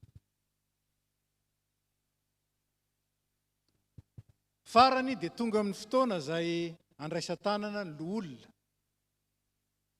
Eto amin'ny fiangonana isika dia Andriamatoa Solo Rabarimanana Elize angatahana mba hiakatra ity. Raha tsaronareo teo amin'ny nananganana ny loholona teto amin'ny fiangonana dia ireo filoha ny tafo rehetra teo aloha dia mpikambana d'office ao anatin'ny loholona. Noho izy tsy mitoetra teto Tolozy dia mbola tsy niraiso-tanana teto izy. Zao izy miverina monina eto Tolozy dia rariny raha raisina ho anisan'ny loholona izy. Hoy ny apôstôly Paoly tamin'ny Titosy momba ny loholona. Zao no namelako anao tany Kreta dia nandaminanao izay mbola tsy tanteraka ary nendrenao loholona amin'ny isa-tanàna araka izay nandidiko anao raha misy tsy manan-tsiny dia lehilahy manambady tokana manana zanaka izay tsy mba ampangaina ho mpanara-po amin'ny ratsy na ho maditra. Dia ho koa voasoratra ny apôstôly Petera, koa ny amin'ny loholona izay ao aminareo zaho izay namany loholona sy vavolombelon'ny fijalian'i Kristy ary mpiombona ny voninahitra efa aseho koa dia mananatra azy hoe andraso ny ondrin'Andriamanitra izay ao aminareo, mitondra azy tsy antery fa misitrapo araka n'Andriamanina, tsy amin'ny fitiavana rena maloto fa mizotom-panahy, tsy mpanjakazaka amin'ny anjara fiandrasana ho fianaran'ny ondry ary amseho ny lohan'ny mpiandry dia Jesosy dia azo ny satroboninahitra tsy mety simba ianareo. Hitantsika amin'izany fa mavesa-danja ny asan'ireo voatokana tsy hanao na inona afa-tsy ny fitoriana sy ny fampianarana ny tenin'Andriamanina. Dia ilaina araka ny soratra masina nisian'ireo olona ho namany hiara-miasa aminy eo amin'ny fitondrana sy ny fitaizana ny fiangonana ary anisan'izany ny loholona. Isika protestanta ry havana na tsy mametraka filaharana azy eo amin'ny asa fanompoana amin'ny fiangonana dia manao zava-dehibe hatrany kosa ny fampizarana andraikitra mba hampirindra sy hampandeha tsara ny asan'ny fiangonana. Noho izany misy ireo tompona andraikitra apetraka amin'ny toerany tsirairay avy ary sika koa dia eo amin'ny toerantsika tsirairay avy dia samy manatanteraka izany. Ny mpitondra dia mitondra ary ny entina dia manaiky ho entina. Inona avy ireo andraikitry ny loholona averina amintsika?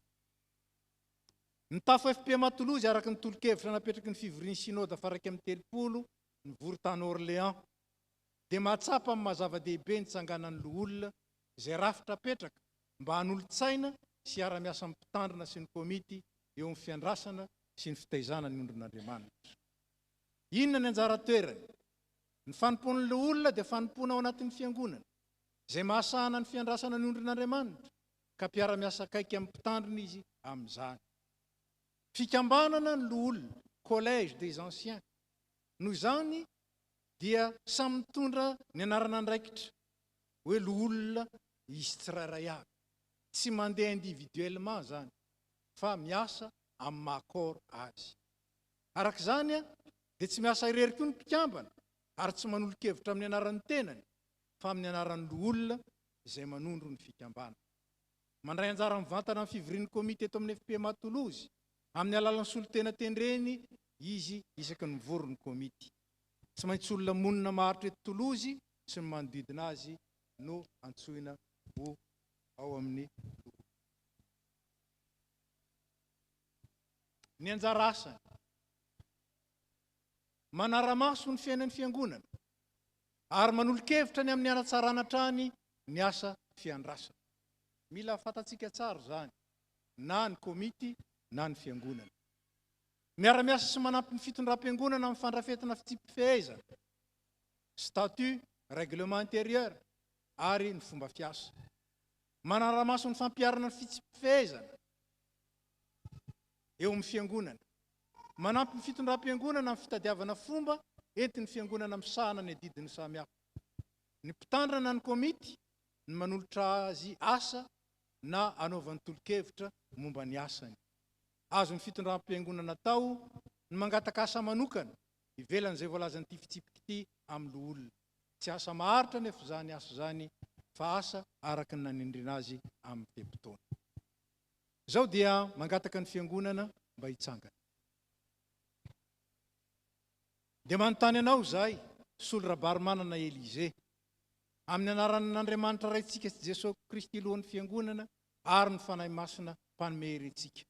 Mo manaiky va ianao fanaja ny rafitra sy ny ambara tonga mpitondran'ny fiangonana protestanta malagasy ety andafy, indrindra ny tafo eto Toulouse, ka ezaka natateraky ny edidy rehetra tandrify ianao ao amin'izany fiombonana izany.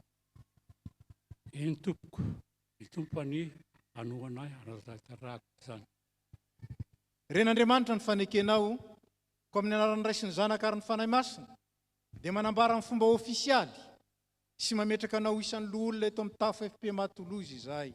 Ho fanompoana an'Andriamanitra amin'ny fanomezam-pahasoavana ny raisinao, ho fitorinan'ny filazantsarany Jesosy Kristy nombona tamin'ny hazo fijaliana, nefa velona sy ankalazaina mandrakizay, ary antanteraka ny andraikitra, maharay aman-dreny mpanolontsainanao eto amin'ny tafo araka ny fombantsika FPMA.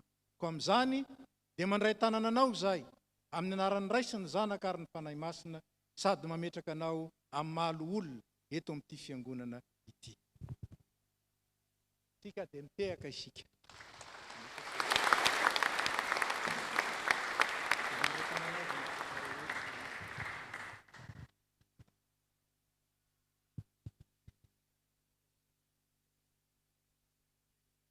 Arak'izany dia hitantsika eo reto ny loholona eto amin'ny fiangonana amin'izao fotoana. Ray moa ny tsy eo noho ny fahasalamana dia tsy afaka izy, fa reto ny loholona eto amin'ny fiangonantsika.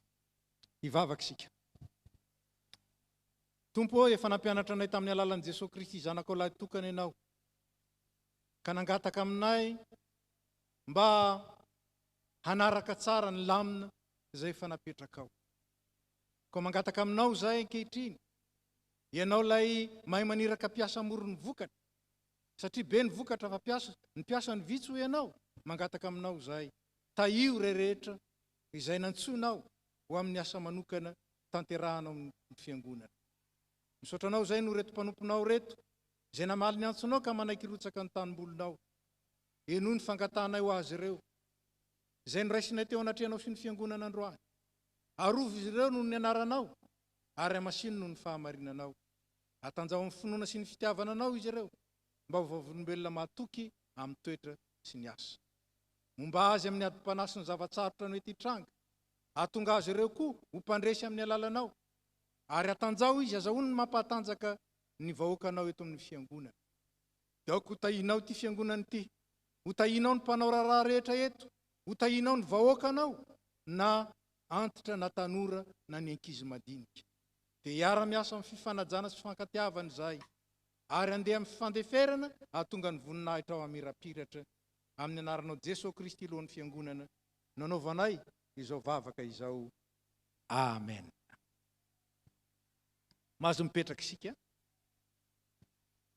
Zao dia anao ny anjara irany ny komity.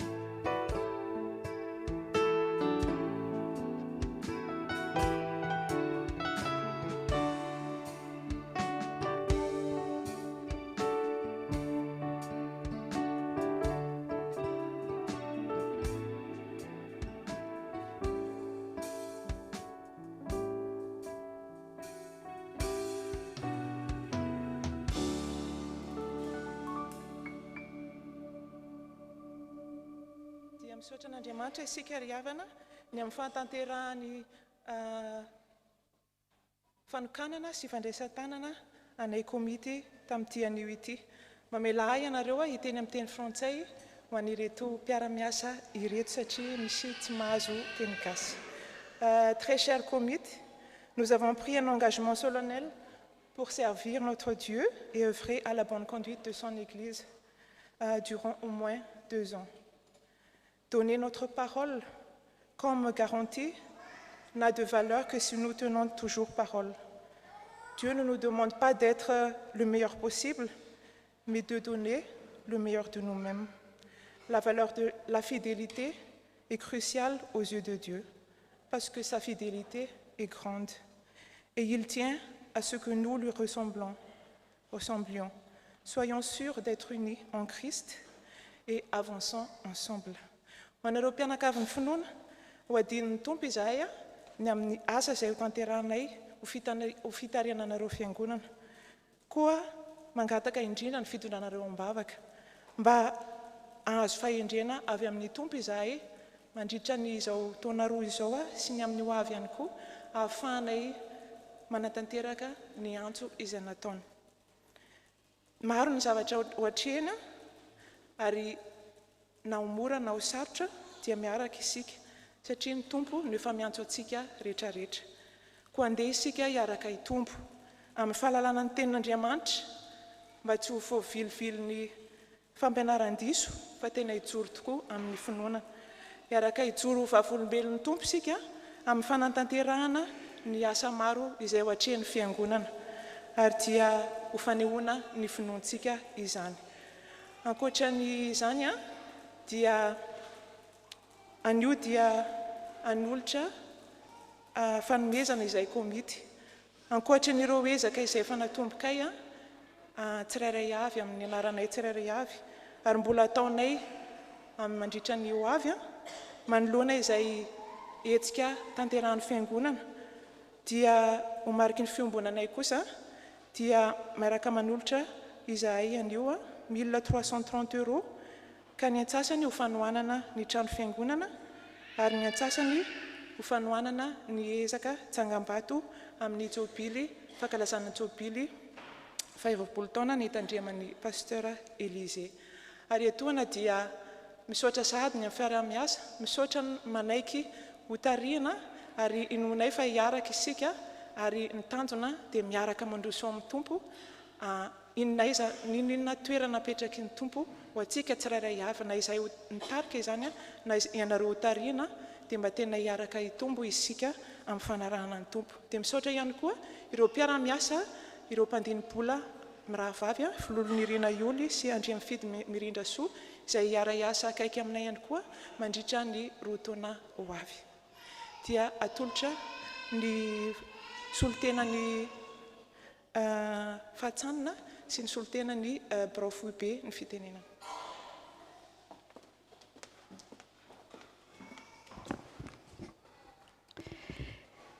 Ny faritany atsy mandrefana fahatsanina izay misy antsika dia faly miarabantsika rehetra amin'ny anaran'ny tompo amin'izao anio izao. Joro eto ny tenako solotenan'ny Brao fahatsanina tarahin'ny pasteur Charles Rakotondramanana sy Nadia Delmotte Flou izay miala tsiny fa tsy afaka manatrika antsika androany noho ny fotoana mifanindry. Ny voalohanteny dia ny fisaorana ny tompo lehibe amin'ny ity fotoana lehibe ity, fotoana lehibe ho an'ny FPMA, fotoana lehibe ho an'ny FPMA Fahatsanina eto amin'ny faritany ary indrindra fotoana lehibe ho an'ny FPMA Toulouse. Be mivokatra fa ny mpiasa amin'ny vitsy, koa misaotra ny tompo tsika mivokatra izay nanekentsika mpitiavana ny antso izay napetrany tamintsika. Miaraba amin'ny filohan'ny tafo sy ny dekona, ny loholona ary ny community vaovao. Ny tompo ane no hiaraka aminareo hatrany amin'ny fanatanterahana ny asany. Manararoatra kely fa toy izao ny vaovao fohy ampitaina eto amin'ny faritany. Komity ny faritany dia ho tanterahana amin'ny asabotsy izao. Fatatsika fa indroa isan-taona zany dia ny volana febroary sy ny volana septambra. Ny alahady ny 23 eto amin'ny faritany dia isaky ny alahady fahatelo amin'ny volana mars ka nirakitra sy mivalopy ataontsika dia atokana amin'izany zany dia hanoanantsika ny asa misoana zany eto amin'ny fatsanina eto amin'ny fahatany misy atsika. Eo koa ny efa nizaraina amintsika ny momba ny Zaikabe Grand Sud izay rahantsika faritany atsimo andrefana sy faritany atsimo atsinanana izay ho tanterahana ny Sainte-Tulle amin'ny asabotsy 20 sy alahady 20 mars dia misaotra antsika amin'izay efa niditra amin'ny komision amin'ny fanomanana izany ary dia mbola manentana ny rehetra hiditra ao dia manentana antsika koa zany mba ho maro ny soratra anarana mba hiaraka andeha hoan'ny Sainte-Tulle tsika amin'io weekend io dia apetratsika amin'ny tompo daholo zany rehetrarehetra zany fa ny angatahana amintsika dia ny tondram-bavaka an'izany sahady mba tanteraka somatsara izany araka ny sitrapony dia voninahitra ho an'Andriamanitra ireryana. Sotra tompoko.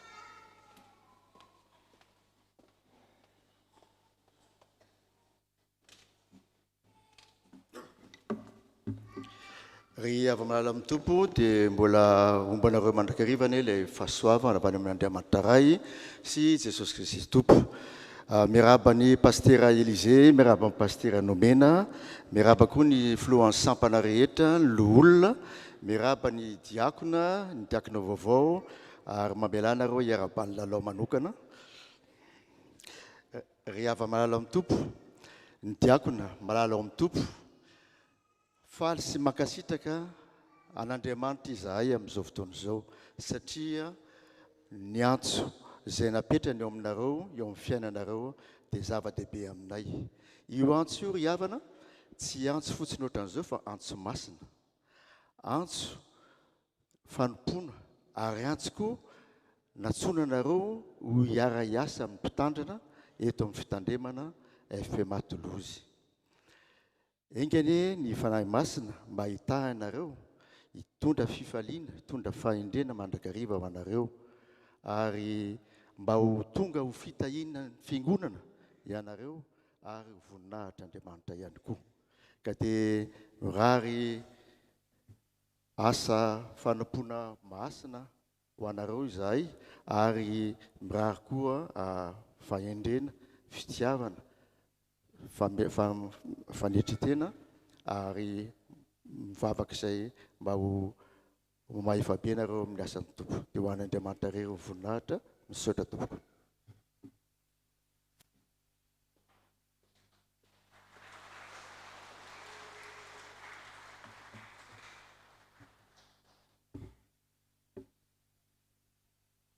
Dia mbola faly miarabantsika indray ry havana amin'ny anaran'i Jesosy Kristy lohan'ny fiangonana. Toy izao ny asa amandrara sany fiangonantsika.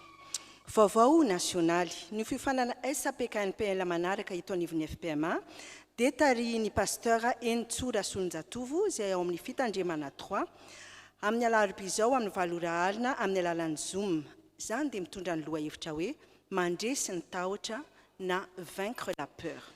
Toy izao ny vaovao eto amin'ny faritany afaka araka ny efa voalazantsika teo zany dia mbola manentana antsika ihany ho amin'ny Zaikabe Grand Sud izay ataon'ny 20 sy 7 martsa any Sainte-Tulle. Ny sarandasy dia 150 € any olon-dehibe, 90 € any misotro-ronono sy ny tanora ary 45 € any ankizy. Afaka aloha intelo izany. Ny fara-fisoratana anarana dia amin'ny voalohan'ny volana martsa. Vaovao avy any ivelany mikasika ny culte franco-malgache. Ny fanompoam-pivavahana fiarahana isan-taona amin'ny EPUGRT na ny Église protestante unie de la grande région toulousaine dia atao amin'ny alahady heriny anio 20 febroary manomboka amin'ny 10 sasany maraina atao amin'ny temple du Salin. Toy izao ny vaovao eto amin'ny tafontsika. Taratasy fisaorana ny fianakaviana Andriamampianina Iris Clarisse dia maneho ny fisaorana ny mpiara-mivavaka eto amin'ny FPMA Toulouse nankahiry sy nampionina azy tamin'ny fahoriana ny atra taminy. Andriamanitra ny fiadanany amalisoa anareo. Rakim-pisaorana ny fianakavian'ny tompo Claude Armand dia nanolotra fararakitra 500 € ary rakim-pisaorana ho amin'ny trano fiangonana 300 €. Vaovao avy amin'ny sampana tanora kristiana. Nous avons le plaisir de vous inviter à notre vendredi des jeunes intitulé « Dieu, révèle-toi à moi », selon 1 Jean 4,16, qui se tiendra ce vendredi 6 février à 19h30 au Vieux-Temple. Au programme, des moments de louange, des témoignages, un enseignement, un moment de prière, des ateliers ludiques et un goûter agapé pour clôturer la soirée. Cet événement est ouvert à toute l'Église, alors nous vous encourageons à venir nombreux pour en apprendre plus sur l'identité et le caractère de Dieu. Zobili faefapolo taona nitandrema ny mpitandrina Élisée Andrimianitra. Fa ny fahasoavan'Andriamanitra no natoy zao aho. Ny alahady 12 febroary no ampahafantarana antsika ny tsangam-bato izay kasaina tolotra ho an'ny mpitandrina ho fisaolana an'Andriamanitra sy ho fankasitrana ny mpanompony. Dia mbola manentana antsika izay te-hiditra anaty komision mikarakara ny fankalazana ny jobily sy ny fanomanana ny fandehanana amin'ny sotro ronono mba hanantona ny livre Ravelson na i solofo ra jobilina. Famelohan'ny zavatra rehetra dia mampirisika antsika hitondra ambavaka izany fikatsana tsara rehetra izany. Vaovao avy amin'ny Sampanatily. Sampanatily dia anatanteraka lasy mitondra ny lohahevitra hoe lasy mahazava araka ny soratra asa-piangonana mitsangana mihazava. Izany dia atao ny 1 sy 2 febroary any Notre-Dame du Puech any Lavore. Avarapatana, 2e édition. Chers frères et sœurs, nous avons la joie de vous inviter à la 2e édition du Avarapatana qui aura lieu ce samedi 7 février à 17h30 au Vieux-Temple. Le titre de cette rencontre est « Que ton nom résonne en ce lieu » en écho au passage d'Acte 2, verset 46. Cet Avarapatana s'inscrit dans la dynamique du thème annuel de l'Église « Habiter, cohabiter, accueillir ». Un temps pour nous rappeler que l'Église n'est pas seulement un bâtiment, mais un lieu de vie, de relation et de présence de Dieu. Ce sera un moment de louange, d'échange fraternel autour du thème, de réflexion sur la vie de notre Église et un temps d'édification pour la croissance spirituelle et l'unité de la communauté. Donc nous vous invitons à venir nombreux et à participer à ce temps fort pour l'Église, que le nom du Seigneur résonne au milieu de nous. Fivoriam-be ny ESPM. Antsoina isika anatrika ny fivoriam-be ny ESPM izay atao ao amin'ny Vieux-Temple amin'ny alahady 12 febroary. Fa amin'io fotoana io no andiniantsika ny toe-bola 5:24 sy ny teti-bola 4:20 sy 4:20. Misokatra ihany koa manomboka anio ary mifarana amin'io andro io ny fisoratana anarana ho an'izay tery ampanahy hiditra ho mpandiny-bola ny ESPM afaka manantona ny birao teo alohana ny vaovao isika ho amin'izany. Fanateram-bokatra. Ny alahady voalohan'ny volana martsa no alahady natokantsika FPM Toulouse anateram-bokatra. Koa samy mitondra eo anatrehan'Andriamanitra izay natokantsika ho azy. Ho fankasitrahana azy noho ny fahasoavana azontsika avy aminy araka ny teny hoe samy manokana ao amin'ny avy, rakitra na amin'inona na amin'inona anambinana azy. Azontsika atao ny manatanteraka izany amin'ny falopy izay ho zaraina amintsika na koa amin'ny alalan'ny carte bleue. Vaovao avy amin'ny vondron'asa serasera, ny fandaharana voatsinapin'ny radio Antso ny filazantsara, laharana fa 7:30 dia efa nivoaka ao amin'ny Facebook sy ny sitiny FPM Toulouse ary manasa antsika ampitiavana hiaino finaritra. Misy ny étude biblique amin'ny talata ho avy izao amin'ny 7 sasany alina amin'ny alalan'ny Zoom ary mikasika ny permanence ny mpitandrina dia misy amin'ny talata ho avy izao saingy manomboka amin'ny 2 ora tolakandro izany ka hatramin'ny 4 ora tolakandro ary ny alakamisy dia amin'ny 10 ora maraina ka hatramin'ny 12 ora atoandro toy ny mazatra ao amin'ny birao. Araka ny fandaminana ny tompony anjaran'ny fanadiovana ny trano anio dia ny SVK sy ny SLK. Toy izao ny diarintsika manaraka amin'ny alahady herin'ny anio izany culte franco-malgache amin'ny 10 ora sasany maraina atao amin'ny Temple du Salin. Ny alahady 15 febroary fampahafantarana ny tsangam-bato jobily fa 7 taona ny mpitandrina. Koa fidirana tokana ihany amin'io amin'ny 10 ora sasany maraina any amin'ny Vieux-Temple. Ny alahady 12 febroary AG anio SPM fanipompivavahana fidirana tokana ihany koa amin'ny folora sasany any amin'ny vieux temple ary ny alahady voalohan'ny volana marsa dia alahady fanateram-bokatra amin'ny 3 ora sasany ato amin'ny temple du salin. Misaotra antsika naritra hatramin'ny farany na dia lavalava azy zany ary voninahitra ho an'Andriamanitra irery ihany. Tahaka ny fanaontsika dia miaraba manokana ireo vahiny izay sendra mandalo na koa hitoetra miara-mivavaka eto anio angatahana mba hitsanga antsika tompoko arabaina amin'ny anaran'ny fiangonana ary tsofindrano amin'ny anaran'ny tompontsika.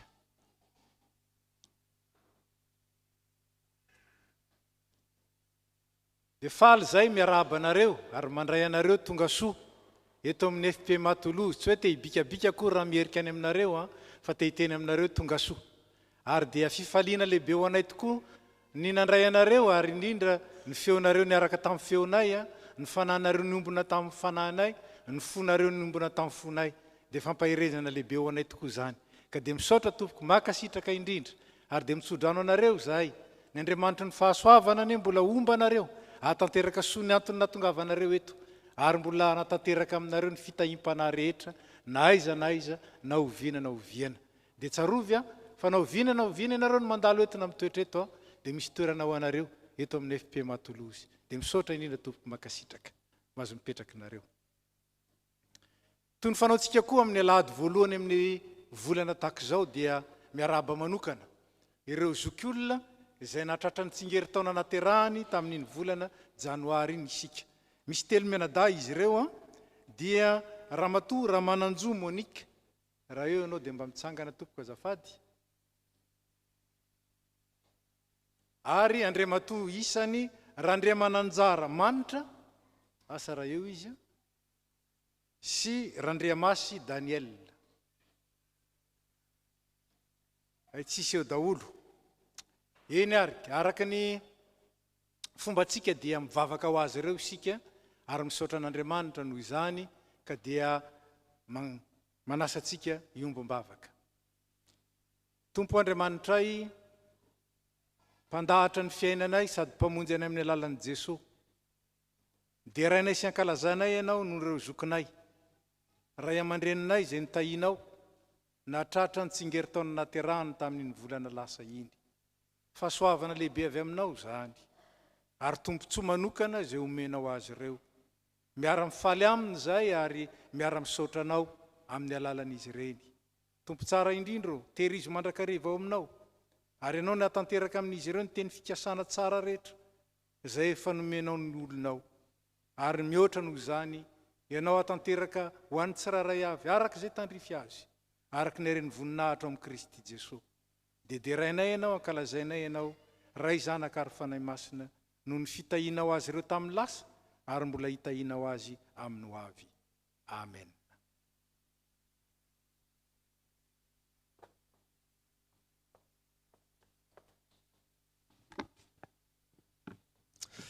Chers frères et sœurs en Christ, bonjour. Je prends la parole au nom du comité de pilotage du projet Chan. Et je vais prendre quelques minutes pour vous partager où en est les projets, mais surtout dans quel état d'esprit est-ce que nous avançons.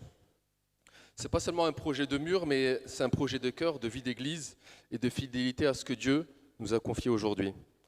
Et petite rectification par rapport à ce qui a été annoncé, le thème annuel partagé par le pasteur est centré sur la lumière et comme on le voit, il est conduit par le verset dans Ésaïe 61 qui dit « Lève-toi, sois éclairé, car ta lumière arrive et la gloire de l'Éternel se lève sur toi. » Donc l'année sera découpée en 4 trimestres. Donc la lumière est venue dans le monde. 2, le Christ éclaire tous les hommes. 3, le Christ éclaire tout l'homme. Et 4, Mitsangan Miyazava, c'est-à-dire lève-toi et brille. Donc ce thème annuel nous rappelle une chose essentielle, c'est que la lumière, c'est une personne, la lumière, c'est le Christ.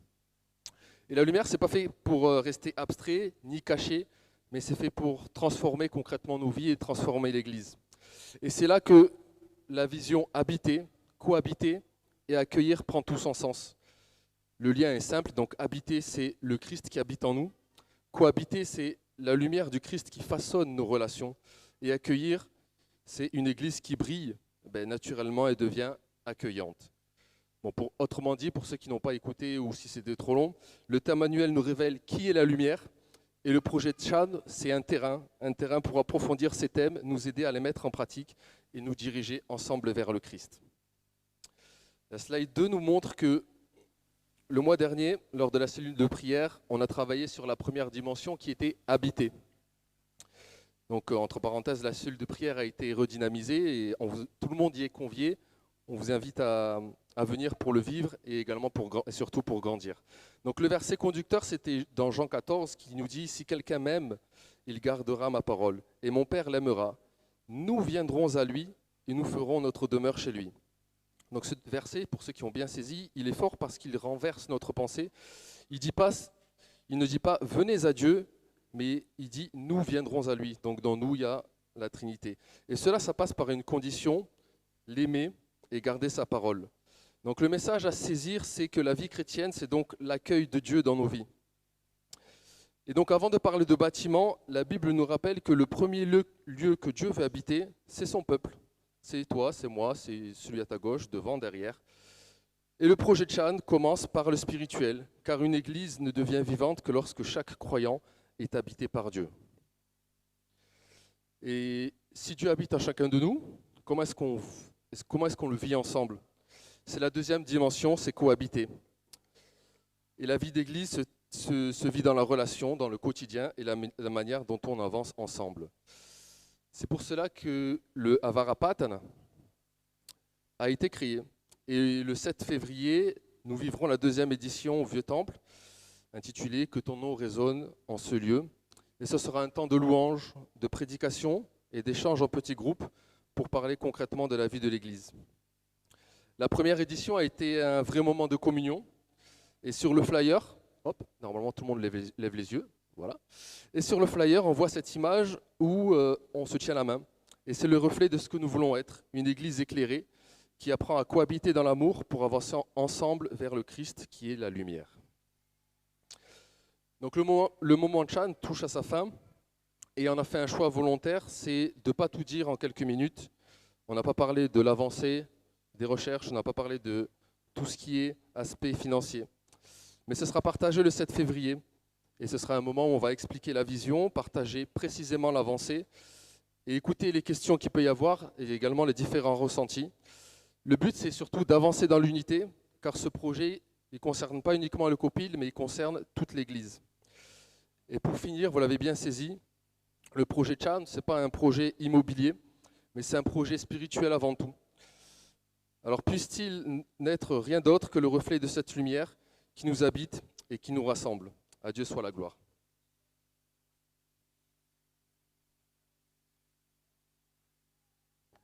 Fanamafisam-baovao zany dia ny fotoam-pivavahana manaraka dia ho tanterana amin'ny herin'ny anio amin'ny 10 ora sasany maraina eto amin'ny Temple du Salin ihany ka hiarahantsika amin'ny EPU GRT. Izao dia hanaovana fanorarantenantsika isika amin'ny alalan'ny fanatitra ka ny rafa 7 sy 300 no ataontsika. Marihana moa fa azo atao manefa izany amin'ny alalan'ny carte bancaire. Thank you.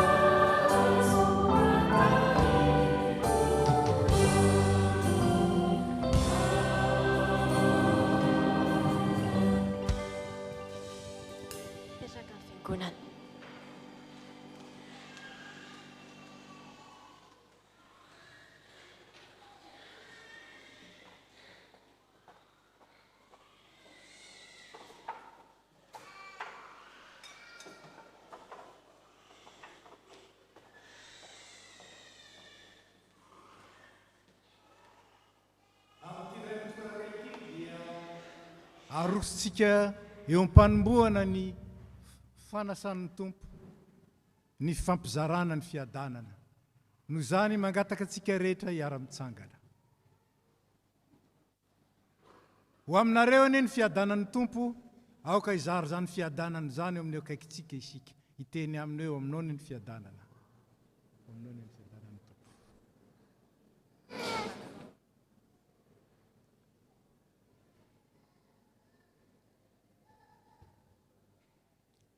Ary rehefa ny fampizara ny fiadanan'ny tompo isika, dia miara-manolo tena ho azy kosa ka eo mpitsanganana ihany. Nanaovantsika ny hira fa 977 ny andinin'ny 1 sy 7, ary dia mangataka ny dekona mba hiakatra ety hanampy ny mpitandrina amin'ny fizarana ny sakrameta.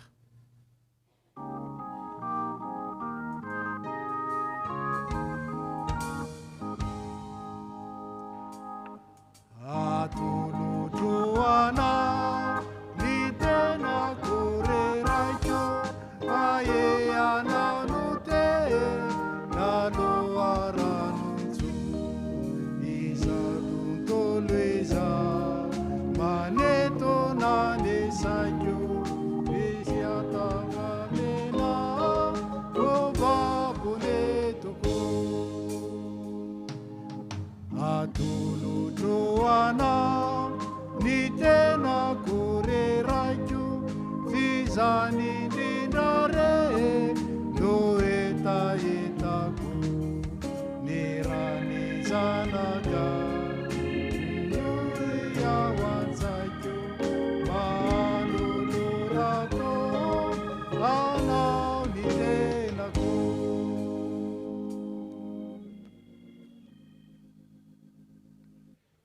Asandrato ny fonareo ho eo amin'ny tompo.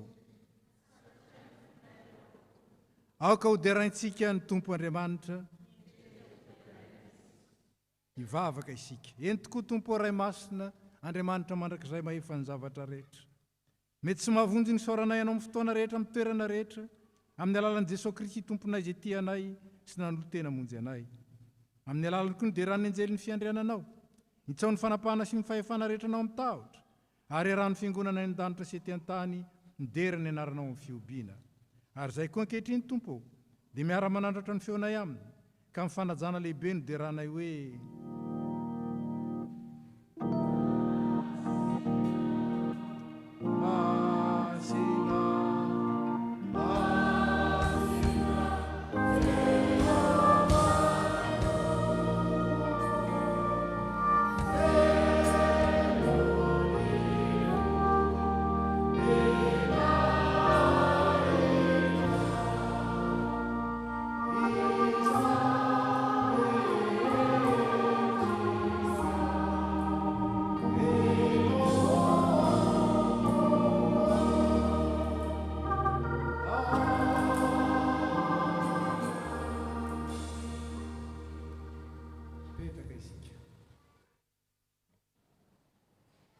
ry kristianina malala, aoka isika ahatsiaro an' Jesosy ilay maty ny solo antsika, nitsangana ho fanamarinana antsika, fa izany ny fanatom-pihavanana izay natolotr'Andriamanitra antsika. Ka aoka hiara-misaotra sy hivavaka isika. Saotranao izay ry Andriamanitra rainay tompon'ny lanitra sy ny tany, fa noho ny famindramponao aminay mpanota mahatra, dia nomenao ny zanakao lahy tokana mba tsy ho very izay rehetra mino azy, fa hanana fiainana mandrakizay. Noho izany tompo rainay any an-danitro, ndreto izay manao teo anatrehanao, ny fahatserovana ny fahatongavan'ny zanakao olona, ny fijaliany sy ny fahafatesany, ny fitsanganany tamin'ny maty, ary ny fiakarany tamin'ny boninahitra sy ny fifonany mandrakizay ho anay, ka dia miandry sy mitalao ny fiverenana izahay. Ankehitriny ary raha io, aidino ny fanahy masina mba hameno ny fonay, ka andraisanay tokoa ny tomponay amin'ny finoana velona, amin'izao izy manatona anay amin'ny alalan'ny fanasana izao, miaraka ny fiangonana. Ry Jesosy Kristy tompo, izay izay tonga eto anatrehanao iombona amin'ny latabatra ao masina, dia mangataka mba hampiraisinao aminao, ohatry ny sampana amin'ny voaloboka. Ampianary hifankatia tahaka ny tiavanao anay izahay, ary aoka izay ara-manana amin'ny fiangonana masina manontolo, ny fiononana sy ny fifaliana aminao. Amen. Hira 7:100 ny andininy 7.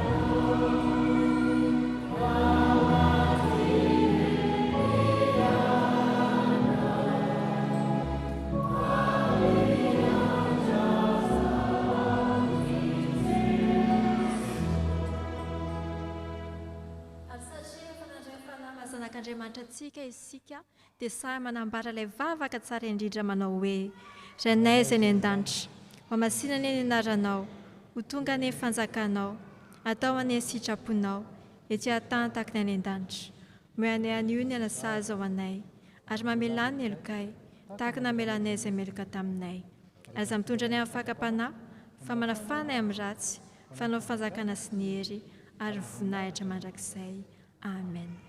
Miaraka mitsangana amin'ny fiangonana.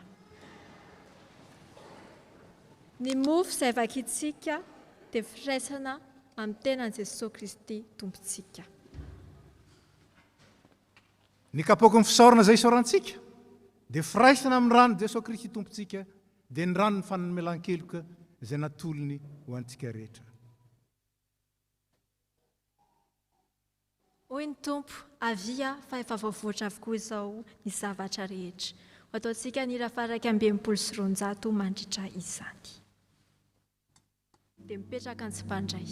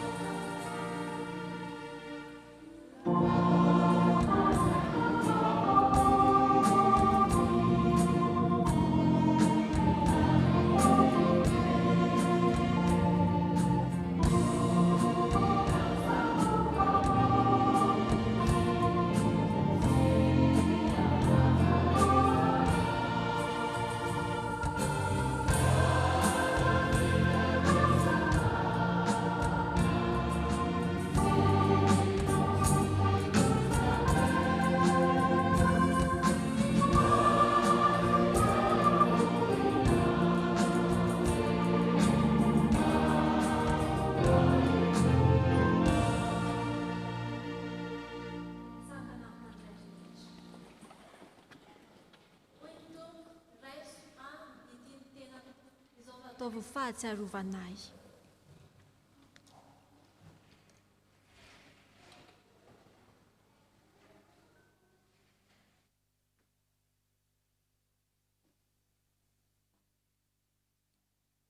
Hoy koa Jesosy Kristy Tompo, sotronareo rehetra ity fa tiano rako, dia ny amin'ny fanekena vaovao izay latsaka ho an'ny rehetra ho famelan-keloka.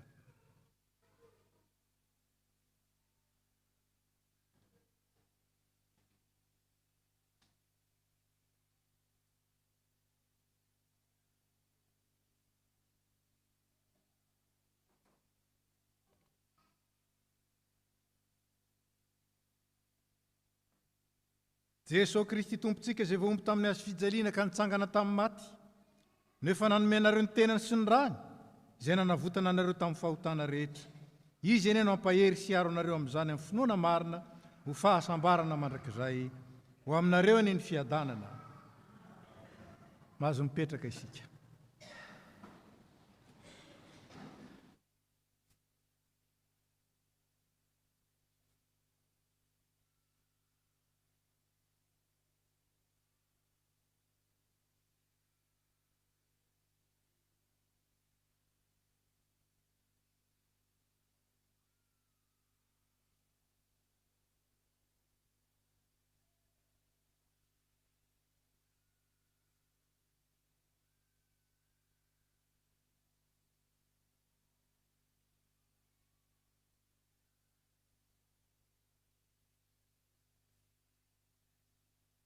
Izao tsika dia tonga amin'ny vavaka fangatahana, fisaorana sy fangatahana.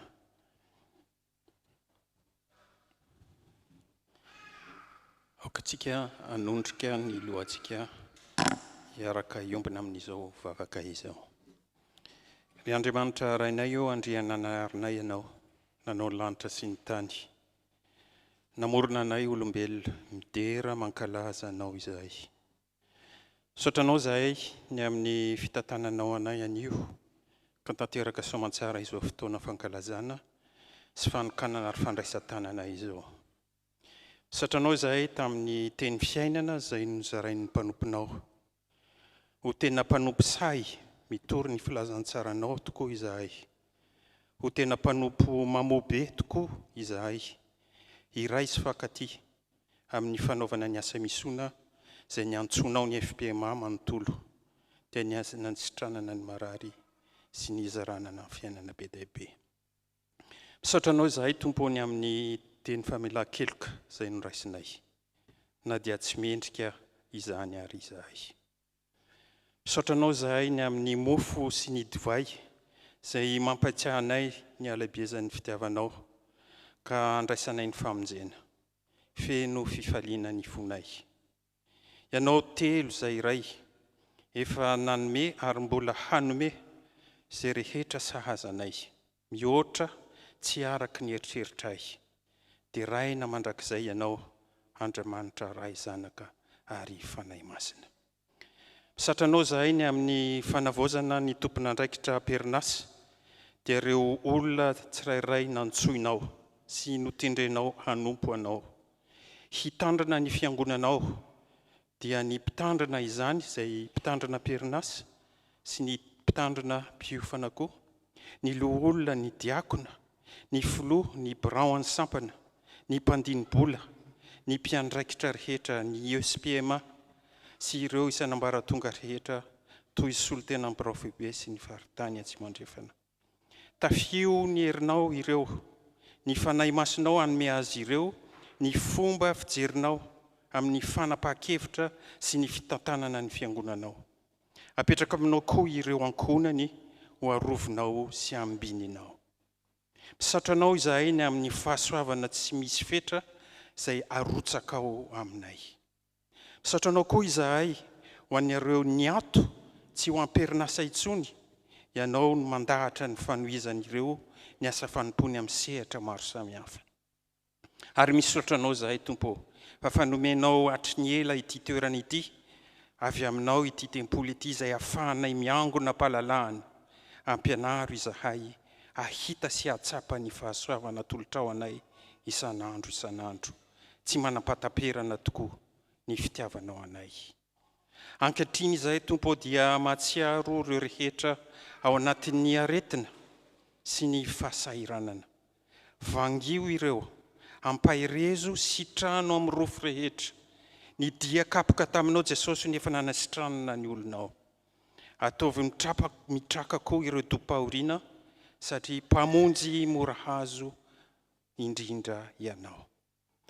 Matsiaro ireo izay any amponja izahay, mamela ny elony, ireo tsy manan-koanina sy tsy manan-kotafiana, ampahirezo. Tsaronay manokana tompo ireo mpiray tanindrazana aminay, izay voina ankehitriny noho ny rivo-doza. Misy ny tsy manan-kialofana intsony noho ny dibo-drano. Ianao manerana ny tany sy ny lanitra. Vonjeo ny mpiray tanindrazana aminay. Tafio ny hery avy aminao ireo, indrindra ireo zaza sy olobe, any amin'ny faritry boina, marovoay, mahajanga, analamanga, kazobe, vangan-drano ary mahanoro sy vatomandry. Ampahirezo tompo ny mpiray tanindrazana aminay. Izahay tompo aty amin'ny tany ohatran'ny misy fiadanana, fa izy ireo kosa dia vonjeo satria olonao ireo ary olona mpiray tanindrazana aminay. Apetraka aminao ireo mpitondra firenena vaovao, kasihan'ny fanahy masinao hatrany mba hanavao tokoa ny firenenay. Ho mpanolotsaina sy ho taridalana indrindra ianao amin'ireo manam-pahefana amin'ity firenena izay nametrahanao iainana ity koa ianao. Mangataka aminao izay mba hanjaka ny fandriampahalemana eran-tany. Apetraka eo aminao ireo rehetra miaro ny zon'olombelona, ireo mpitsabo miasa andro aman'alina, ireo misahana ny asa sosialy mikarakara ny sahirana sy ireo traboina. Tsy voatanisanay amin'izao vavaka izao ihany ny etahitanay, fa ianao maheno izay rehetra sandratray fiangonana mangina ao anatin'ny fonay ao. Ampanalaviro anay fiangonana ny zava-poana sy ny lainga, aza manome anay alahelo na harena. Fahano izahay fiangonanao amin'izay anjara hanina sahaza ho anay, ho tanteraka aminay izany teny masina izany ao amin'ny oabolana. Voninahitra ho anao ray zanaka fanahy masina, fiadananao manerana ny tany. Amen.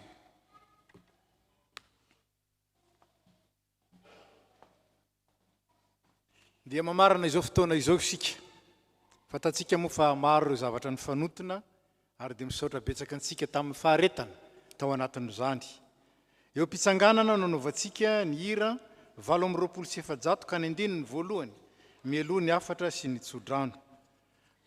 Rehefa vita ny afatra sy ny tsodrano dia mipetraka isika ary avy eo dia misy ny feonkira fohy ataon'ny mpitendry zava-maneno. Aorinan'izay dia mbola akasary ireto avantsika vao nitokanana ireto. Noho izany dia tsy misy ny fandraisan-tanana ire ampiravana rehefa vita eto, fa dia akasary zareo fa na izany aza fa manatona azy sy miaraba azy ihany isika rehefa vita ny fotoana. Nitsangana isika manao ny hira 820 andininy voalohany, mialoha ny afatra sy ny tsodrano, ary dia rehefa vita ny afatra sy ny tsodrano dia mipetraka isika.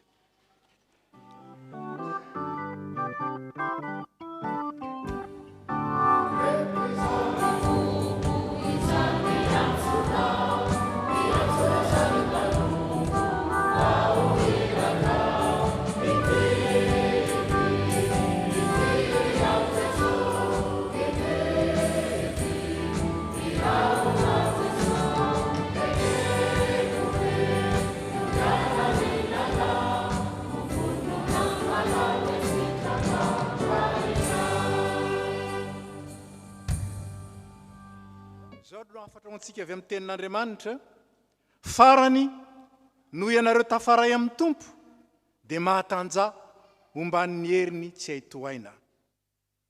Dia raisy ny tsodrano tononona amin'ny anaran'ny tompontsika. Hita ianareo ny tompo ka hiaro anareo.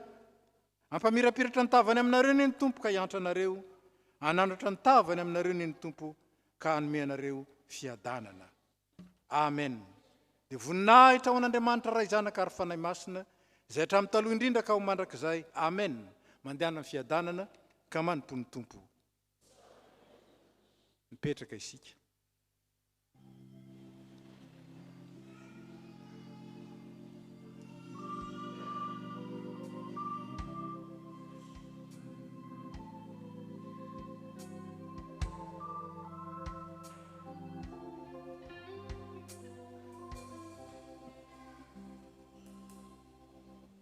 Amin'ny anaran'ny Ray sy ny Zanaka ary ny Fanahy Masina. Amen.